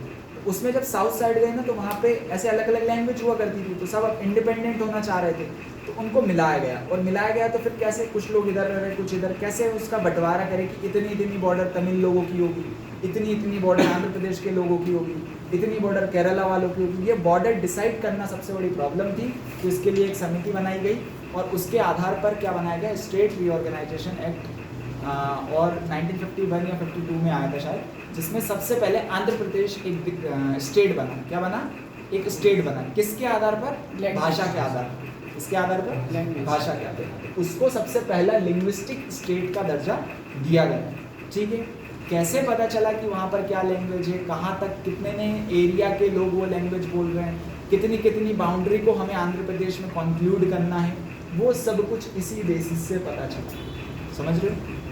हम इस लेवल पे, हालांकि इतना प्रॉपर नहीं हुआ करता था उस टाइम पे, लेकिन ऐसे ही एक टायर सिस्टम हम फॉलो करते गए और ग्राउंड लेवल तक पहुँचे कि ये लोगों की डिमांड क्या है, गांव में रहने वाले लोग क्या चाहते हैं, वहाँ पर जो मेन आम आदमी जो है वो क्या चाहता है, उसके आधार पर फिर हमने वो सारी चीज़ें डिसाइड करी है। और पहला देश अपना पहला राज्य कौन सा बना, आंध्र प्रदेश में। इसके आधार पर भाषा क्या, समझ में आई ये कहानी, क्लियर है इतना। इसके आगे चलते हैं तो लैंग्वेज पॉलिसी अब ऐसे बनने लगे तो बहुत सारे अलग अलग स्टेट ने भी अपनी अपनी डिमांड रखना स्टार्ट कर दी। गुजरात कहता है हमें अलग स्टेट चाहिए, भाषा क्या करते जब आप दे ही रहे, पहले महाराष्ट्र, फिर महाराष्ट्र और गुजरात का एक अलग कॉन्फ्लिक्ट चलता है, मतलब वो साथ में, क्योंकि उनका मानना था कि जो गुजराती हैं वो ज़्यादा पावरफुल है इन टर्म्स ऑफ, जैसे बेल्जियम में कहानी हुई थी वैसे कि गुजराती पैसे में ज़्यादा पावरफुल थे लेकिन रहते कहाँ थे, महाराष्ट्र में, बॉम्बे वाले एरिया में, ठीक है। तो वो चाहते थे कि बॉम्बे को गुजरात में मिला दिया क्योंकि आज महाराष्ट्र का पार्ट है। पर महाराष्ट्र में जो बॉम्बे में रहने वाले लोग थे वो ज़्यादातर जो आम इंसान रहने वाले थे वो कौन थे, मराठी थे। तो वो चाहते थे कि हम कहाँ मिले, महाराष्ट्र में मिले। तो वो कॉन्फ्लिक्ट बहुत बड़ा, क्योंकि एक पैसे की पावर दिखा रहा था एक, और एक आम आदमी की पावर दिखा रहा था। तो वो कॉन्फ्लिक्ट जैसे जैसे सॉल्व किया गया और बोला गया कि बॉम्बे जो है वो फाइनली जो है महाराष्ट्र का पार्ट होगा, ठीक है। बेल्जियम जैसी कहानी थी लगभग, ठीक है, ऐसे ही हुआ था।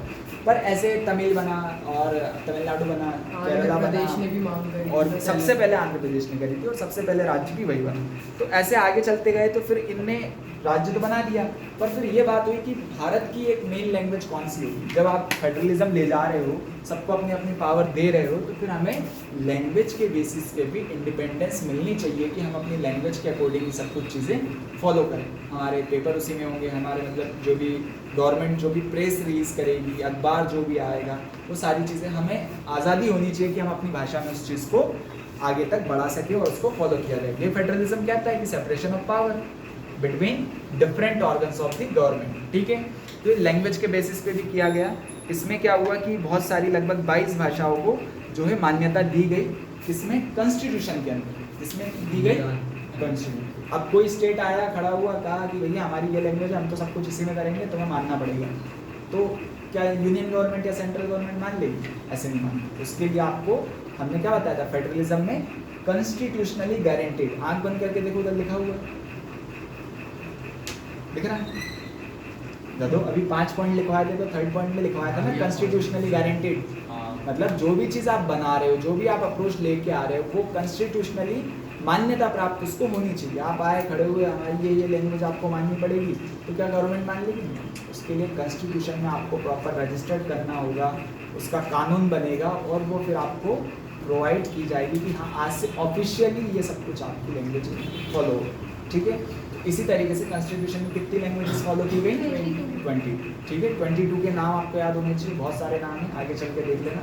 मेन मेजर यही है, तमिल, तेलुगु, मलयालम, असमी, बंगाली आ जाएंगे और बहुत सारी हिंदी, सर इंग्लिश। इंडिया की मेन लैंग्वेज कौन सी, नेशनल लैंग्वेज? कोई भी इंडिया की कोई भी नेशनल लैंग्वेज नहीं है। आर्टिकल 373 जितना मुझे याद आ रहा है, एक बार क्रॉस चेक कर लेना। हिंदी बट लिखा तो रहता है। आर्टिकल 373 के अकॉर्डिंग कहा गया है कि हिंदी जो है इंडिया की ऑफिशियल लैंग्वेज होगी, लेकिन आर्टिकल 373A के तहत कहा गया है कि जो भी गवर्नमेंट के काम होंगे वो मेजोरिटी या जो भी गवर्नमेंट के काम हैं वो किस में होंगे, इंडिविजुअल लैंग्वेजेस में हो सकते हैं। कोई स्टेट चाहे तो अपनी लैंग्वेज को फॉलो कर सकता है, ठीक है। जैसे होता है कि जो साउथ के नेशन है वहाँ में जो भी कोर्ट की कार्रवाई होती है वो ज़्यादातर उनकी लैंग्वेजेस में होती है। सॉरी, कोर्ट में तो हर जगह इंग्लिश में होती है, ठीक है।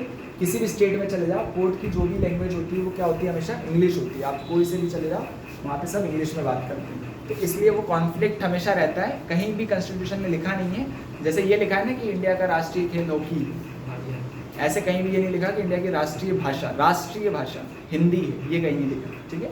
बस इसलिए हम मानते हैं क्योंकि इंडिया की मेजोरिटी पॉपुलेशन हिंदी बोलती है, मेजोरिटी, इसलिए हम उसको कंसिडर करते हैं, ठीक है, ठीक है। बाकी ऐसा कहीं लिखा नहीं है।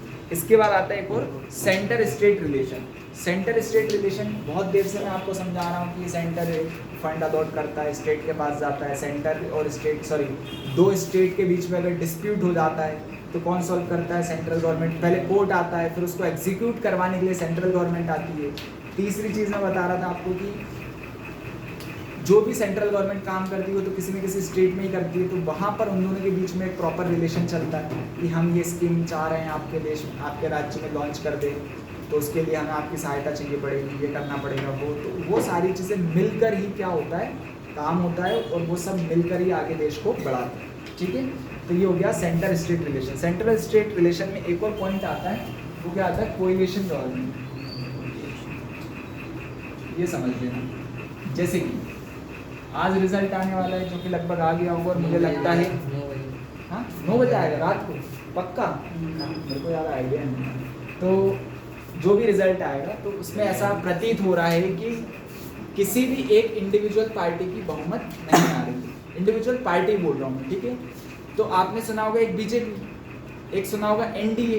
हाँ, चलो नेशनल डिफेंस एकेडमी वाला नहीं, एनडीए और इंडिया, नॉन डेमोक्रेटिक अलायंस बोला जाता है उसको, ठीक है। चलो वो भी नहीं सुना। तो अभी अभी आपने ताजा ताजा एक गठबंधन बनता हुआ देखा है। India India. इंडिया नहीं बोल, नहीं, हिंदी डॉट बोल है, रही है। इंडिया सर इंडिया ही बोल रहे थे सर, न्यूज़ में ठीक इंडिया है। ही बोल रहे थे। क्या बोलते हैं, इंडी, इंडी। ठीक है। इंडिया नहीं बोला जाता, इंडी बोला, पर ठीक है। INDIA करके एक गठबंधन बना जो कि बहुत सारी अपोजिशन पार्टी आपस में मिलकर क्या बनाती है, एक गठबंधन बनाती है। गठबंधन क्या होता है सर, कोएलिशन को ही गठबंधन बोलते हैं। Coalition ग्रुप समझते हो, गैंग समझते हो, वो चीज़ होती है। तो यहाँ पे गैंग वर्ड अच्छा नहीं रहता, तो उनको बनाते गठबंधन या एक बंधन बनाते हैं, ठीक है। इसमें क्या होता है कि ये लोग सारी चीज़ें फिर आपस में शेयर करेंगे, ठीक है। अभी मैंने 2 स्टेटमेंट बोले कि अभी जो रिजल्ट आ रहा है उसमें किसी भी एक इंडिविजुअल पार्टी की गवर्नमेंट नहीं नहीं बन आ रही, रही। मेजोरिटी नहीं आ रही, ठीक है। मतलब एक जैसे 543 सीट से तो शायद 272 के समथिंग चाहिए होती है मेजोरिटी के लिए, ठीक है। बीजेपी की 248। तो अभी कोई मेजोरिटी में आ रहा है, नहीं आ रहा है। NDP तो अगर मान लो अब बीजेपी जैसे ये कह रहा है 248, अगर 250 मान लेते, 250 मान लेते तो भी मेजोरिटी आ रही है क्या, नहीं। कांग्रेस की तो वैसे भी नहीं आ रही, ठीक है। और भी बाकी पार्टीज की भी मेजोरिटी नहीं आ रही, तो कौन गवर्नमेंट बनाएगा, इनमें से कोई नहीं बना सकता अकेला, ठीक एनडीए है। बनाएगी। इनको किसी न किसी का साथ चाहिए, ठीक है। फॉर एग्जाम्पल वही बात हो गई कि मेरे पास 50 रुपये लेकिन सामान 60 रुपये में आ रहा है, तो मुझे किसी न किसी से 10 रुपये उधार लेने पड़ेंगे या उसको अपने साथ मिलाना पड़ेगा कि एक काम कर 10 तू मुझे दे दे, अपन आधा आधा खा लेंगे, पी लेंगे या थोड़ा बहुत शेयर कर लेंगे, जो भी। तो यही कहानी गवर्नमेंट में चल रही है कि यहाँ पर क्या हो रहा है, कोएलिशन बनाएंगे लोग। कोएलिशन मतलब एक गठबंधन बनाएंगे कि मेरे पास 250 सीट्स हैं, तेरे पास 50 सीट्स अलग से हैं, दोनों की मिला देंगे तो 300 हो जाएंगे। तो अपन दोनों मिल, अगर तू मेरे साथ एक मतलब एग्रीमेंट साइन कर लेता है, गठबंधन कर लेता है कि हाँ मैं तुम्हारी पार्टी के साथ जुड़ने के लिए तैयार हूँ और अपनी सीट शेयर करने के लिए तैयार हूँ, ये साइन हो जाता है। तो अब उसका और मेरा क्या हो गया, एक बंधन बन गया। उसको हमने बोल दिया गठबंधन, ठीक है। इंग्लिश में बोल दिया कोएलिशन। और अगर उस कोएलिशन ने हम मिल के एक गवर्नमेंट बना ली, मतलब 300 सीट्स हो गई हमारे पास, मेजोरिटी हो गई कि नहीं हो गई। चुनाव में तो सिर्फ क्या देखा जाता है, मेजोरिटी की। मेजोरिटी किसके पास है, 272 चाहिए थी, तुम्हारी 272 से ज़्यादा है। तो हम लोग क्या कर सकते हैं, मिलके एक सरकार बना सकते हैं। और फिर वो अंदर की बात होती है कि कौन PM बनेगा, नहीं बनेगा, कौन किसको कौन सा मंत्रालय जाएगा, वो अंदर की बात है। लेकिन गवर्नमेंट किसकी बन जाएगी, जो हमारा गठबंधन बना है उसकी गवर्नमेंट बनेगी, बीजेपी की नहीं बनेगी। या मान लो अदर मान लेते हैं अपन, अदर की भी गवर्नमेंट नहीं बनेगी। हम दोनों ने मिलकर एक गठबंधन बनाया, उसका नाम मैंने दे दिया मान लो NDA। क्या नाम दे दिया, NDA। तो गवर्नमेंट किसकी है, NDA की। अब NDA डिसाइड करेगा, मतलब कि दोनों साइड के लोग मिलकर डिसाइड करेंगे कौन PM बनेगा, ठीक है। वो पूरी पार्टी के सभी लोग आपस में मिलते हैं और फिर फाइनल एक सजेशन जाता है कि ये बंदा जो है PM के लिए खड़ा अपन अपनी साइड से रखते हैं, Head ठीक है। तो कोएलिशन गवर्नमेंट आपको समझ में आए। अगर अभी भी नहीं आई हो तो देखो, ये अटल बिहारी वाजपेयी जी की सरकार के टाइम की बात है।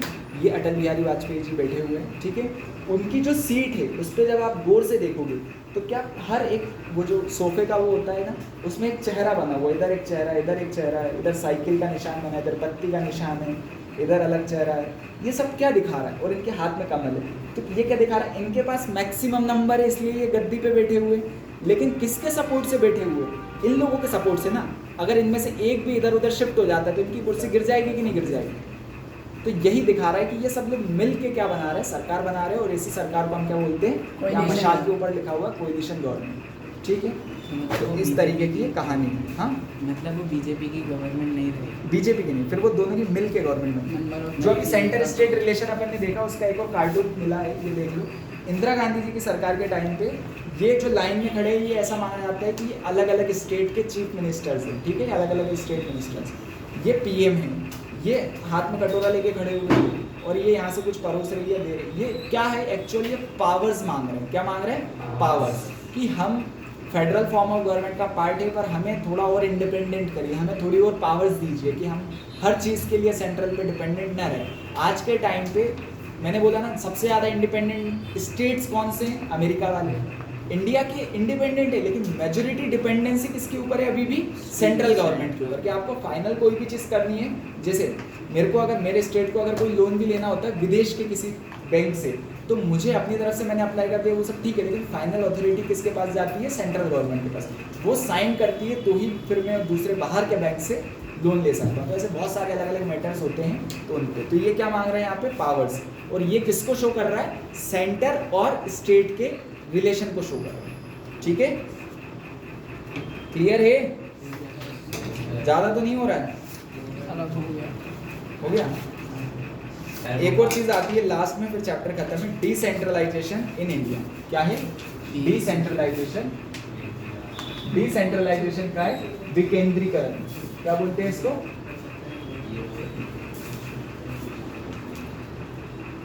डिसेंट्रलाइजेशन को क्या बोलते हैं? विकेंद्रीकरण। मतलब कि पावर्स का बंटवारा। फेडरलिज्म भी तो यही था सर। एक्चुअल उसमें हम दे रहे थे, लेकिन कंट्रोल अपने हाथ में रख रहे थे। यहाँ पर अपन ने इंडिपेंडेंट कर दिया अपनी मर्जी से। ठीक है, अपन ने थोड़ा सा और ज़्यादा क्या कर दिया? इंडिपेंडेंट कर दिया पर्टिकुलर चीज़ों को। तो डिसेंट्रलाइजेशन इन इंडिया क्या हो गया? एक तरीके से पावर्स का बंटवारा, पूरी तरीके से बांट दिया गया। आज से ये तेरा, ये मेरा, ये तेरा, ये मेरा। वो वाला सेंस जब आ जाता है, उसको हम क्या बोलते हैं? Decentralisation in India. ये जो चार्ट बना है, ये एग्जैक्टली बना हुआ है डिसेंट्रलाइजेशन इन इंडिया। ठीक है, डिसेंट्रलाइजेशन भी किसका पार्ट है? फेडरलिज्म का ही पार्ट है। दोनों अलग अलग नहीं है, ऐसा मत सोचना कि अलग अलग चीज़ें। ऐसे समझो, ये वेन डायग्राम अगर बनाया मैंने, तो ये किसी बड़ी चीज़ को रिप्रेजेंट कर रहा है, तो ये है फेडरलिज्म। इसके अंदर कहीं आता है डिसेंट्रलाइजेशन। समझ रहे हो? इसके अंदर ही कहीं आता है डिसेंट्रलाइजेशन। क्या ये इससे अलग हो सकता है? नहीं होगा, इसी की तरह होगा ना। तो वही कहानी है। अब डिसेंट्रलाइजेशन का मतलब जो पर्पस है या जो इसके ऑब्जेक्टिव है, वो क्या क्या है? ध्यान से सुनो। Now it is constitutionally mandatory to hold regular election in the local government bodies. ठीक है, मतलब हमने पावर्स का क्या किया? बंटवारा किया है। तो बंटवारा प्रॉपर वे में होगा। कैसे? कि हर, ये लोकल गवर्नमेंट कौन सी है? ये है ना, इसके नीचे नीचे हर जगह पे प्रॉपर इलेक्शन होना चाहिए। ये पहला ऑब्जेक्टिव है किसका? Decentralisation in India. ठीक है, मतलब कि जिला पंचायत के चुनाव हो रहे हैं, ब्लॉक लेवल पे चुनाव हो रहे हैं, जनपद पंचायत के चुनाव होते हैं, पंचायत का चुनाव होता है, सुना है? नगर पालिका, वार्ड का, इन सब के चुनाव होते हैं अलग अलग, म्यूनसिपैलिटीज़ के चुनाव होते हैं। ठीक है, तो ये सारे क्या कर रहे हैं? प्रॉपर इलेक्शन होल्ड कर रहे हैं। क्या कर रहे हैं? प्रॉपर इलेक्शन होल्ड कर रहे हैं। ये मैंडेटरी है कॉन्स्टिट्यूशनली। ऐसा भी नहीं अपने हिसाब से इलेक्शन करवा रहे हैं, किसके अकॉर्डिंग? कॉन्स्टिट्यूशनली करवा रहे हैं। दूसरा है seats are reserved in the elected bodies. हर जगह पे सीट्स क्या होंगी? रिजर्व्ड होंगी, कि इस पोजीशन पे इतनी सीट्स इनके लिए रिजर्व्ड है। जैसे तुमने सुना होगा गांव में, अगर तुम लोग कभी गए हो या रहे हो, तो पंचायत देखी किसी? पंचायत नहीं देखी, बस मूवी सुना। सीरीज मूवी जो में है, देखा। चलो नहीं भी देखी, गांव साइड भी गए हो, तो वहाँ पे क्या होता है? कभी कभी ऐसा आता है कि इस बार जो सरपंच की सीट है वो दलित के लिए रिजर्व्ड है। किसके लिए आई है? दलित के लिए। या फिर ऐसा आता है कि इस बार जो सरपंच की सीट के लिए जो चुनाव होना है, उस पर उम्मीदवार के लिए सिर्फ कौन? महिलाएं उम्मीदवार हो सकती हैं। आता है कभी कभी? नहीं सुना? हमारे यहाँ तो नहीं होता है। होता है ऐसा। ये क्या करा हमने? रिजर्वेट। हमेशा नहीं रहता है, इस बार जो आया है उसमें ऐसा ऐसा। ठीक है, ये कहाँ से आता है? इलेक्शन कमीशन कॉन्स्टिट्यूशन के अकॉर्डिंग जो है ऐसे रिजर्वेशन प्रोवाइड करता है। तो उसमें क्या होता है कि वो महिलाएं ही, अगर महिला की सीट आई है तो महिलाएं हमेशा उम्मीदवार की, मतलब वो खड़े होती हैं। ठीक है, चुनाव होता है तो उसमें इंडिया में तो ऐसा चलता है कि महिलाएं बस खड़ी हो जाती है, नामांकन वगैरह करती हैं, चुनाव प्रचार वगैरह, और अगर जीत भी जाते हैं तो सब कुछ काम फिर कौन करता है? उनके पतिदेव जो होते हैं वही करते हैं। ठीक है, जैसे अभी प्रधान में दिखाया गया, पंचायत में दिखाया गया, पंचायत वेब सीरीज आई है, सीजन 3 आया है। देखिए, तो उसमें एक्चुअल जो प्रधान है वो कौन है? एक लेडीज़ है, लेकिन पूरा काम कौन संभालते हैं? उनके हस्बैंड संभालते हैं। ठीक है, तो लेडीज़ है, मतलब वो सीट क्या है वहाँ पे? लेडीज़ के लिए रिजर्व थी उस टाइम पे। ऐसे रिजर्वेशन प्रोवाइड किया जाता है। ठीक है, कॉन्स्टिट्यूशन सीट्स के लिए तो गलत होगा ना कि उसकी पावर नहीं, हर बार के लिए थोड़ी होगा। मैंने क्या बोला? इस बार ऐसा है, एक और एग्जांपल ये दलित के लिए आई है इस बार, अगली बार महिलाओं के लिए, अगली बार किसी और के लिए, तो ये चेंज होता रहे, हर बार फिक्स नहीं रहेगा। ऐसा क्यों किया जाता है? क्योंकि हर क्लास का बंदा अगर उस सीट पे पहुंचेगा तो अपनी अपनी क्लास को बढ़ाने के लिए या उनकी समस्याओं को समझा हुआ बंदा वहाँ पे बैठेगा तो उनके लिए काम करेगा। और अदर क्लास का अदर क्लास के लिए भी करेगा, लेकिन एक दलित वर्ग है, अगर दलित वर्ग की सीट आई है तो और वो वहाँ पर चुनाव जीतता है तो दलित की कितनी समस्याएं होती है, किस किस चीज़ से गुजरना पड़ता है, वो सब कुछ उसे आइडिया रहता है, तो उन पर भी तो ध्यान देगा। इसका मतलब ये नहीं कि वो बाकियों पे ध्यान नहीं देगा। गांव में रोड बनेगी तो सबके लिए बनेगी ना भाई, समझ रहे हो? लेकिन जो मेजोरिटी चीज़ें हैं वो अपन क्या दिमाग में रखते हैं, जो आज SC ST को रिजर्वेशन दिया जाता है, तो क्या SC ST का बंदा अगर कुछ बनता है क्या वो बाकियों के लिए काम नहीं करता? क्या करता है, बट होता क्या है कि जो बाकी लोग होते हैं वो उस समस्या से नहीं गुजरे होते ना SC ST वाले, तो उनको इसलिए आगे बढ़ाने के लिए हम रिजर्व दें ताकि वो लोग भी बराबर पार्टिसिपेशन करें हर एक चीज़ में, इसलिए ये काम होता है और सबके लिए बढ़ता है। ऐसा नहीं कि हर ये हमेशा एक के लिए आएगा, अभी SC के लिए आया, अगली बार ST के लिए आएगा, अगली बार OBC के लिए आएगा, ऐसे चेंज होता रहता है। ठीक है, फिर थर्ड आता है at least 1/3 of all position are reserve for women. ये कॉन्स्टिट्यूशनली जो है फिक्स कर दिया कि 1/3 रिजर्वेशन किसके लिए होगा? वुमेन के लिए होगा। जो इलेक्शंस होते हैं, जितनी मान लो 100 सीट आई है तो 33 सीट्स किसके लिए रिजर्व होंगी? वुमेन के लिए रिजर्व होंगी। ठीक है, फोर्थ पॉइंट आता है an independent institution called the state election commission has been created in each state to conduct panchayat और अदर इलेक्शंस। इन सब के लिए कौन क्रिएट करता है? State election commission. एक होता है चीफ इलेक्शन कमीशन, सुना है? इलेक्शन कमीशन ऑफ इंडिया सुना है? ठीक है, जिसने अभी ये जो भी चुनाव हुए किसने कंडक्ट करवाया? Election commission of India. ठीक है, इसी ने कंडक्ट करवाया। और अगर पंचायत के जो चुनाव होते हैं, सरपंच के जो चुनाव होते हैं, वो कौन कंडक्ट करवाता है? State election commission. कौन करवाता है? State election. और एक लास्ट पॉइंट है, the state government are required to share some powers and revenue with local government bodies. मतलब जैसे सेंट्रल गवर्नमेंट स्टेट के साथ रेवेन्यू शेयर करती है, फंड शेयर करती है, ऐसे स्टेट गवर्नमेंट को भी लोकल गवर्नमेंट के साथ अपना क्या करना पड़ता है? फंड शेयर करना पड़ता है, क्योंकि ओवरऑल काम तो कहाँ होगा? यही होगा ना। फंड भले ही वहाँ से आया, फिर इसके पास आया, फिर इसके पास, पर काम तो कहाँ हो रहा है? आपके घर के इधर सड़क बन रही है, आपके गांव में सड़क बन रही है, नालियाँ बन रही है, काम तो एक्चुअल वही हो रहा है ना। ठीक है, तो ये कहानी होती है डिसेंट्रलाइजेशन इन इंडिया। मतलब हमने पावर्स का किस तरीके से, इसमें क्या किया, जो 5 पॉइंट बोले हैं मैंने, इनमें पावर्स का बंटवारा किया है ना मैंने, कि किसको क्या पावर्स मिलनी चाहिए, क्या क्या क्राइटेरिया होना चाहिए जो कि कंपलसरी है, मैंडेटरी है। तो ये सारी चीज़ें होती है जो कि फॉलो करनी पड़ती है किसके अंदर? डिसेंट्रलाइजेशन इन इंडिया के अंदर। ठीक है, अब मेरे हिसाब से आपका चैप्टर ख़त्म हो गया है। ठीक है, इस चैप्टर में इतना ही था। अगर कुछ भी टॉपिक छूटता है, वही वापस पुरानी वाली कहानी है कि आप लोग घर पे पढ़ के देखेंगे सब लोग। ठीक है, पूरा चैप्टर एक बार रीड करके आएंगे। कुछ भी छूटता है, जो समझ में नहीं आता है, तो आप फिर से पूछेंगे। होमवर्क है इसके 50 ऑब्जेक्टिव आपको ढूंढ कर लाना है। 50 ऑब्जेक्टिव फेडरलिज्म चैप्टर से आपको ढूंढ कर लाना है।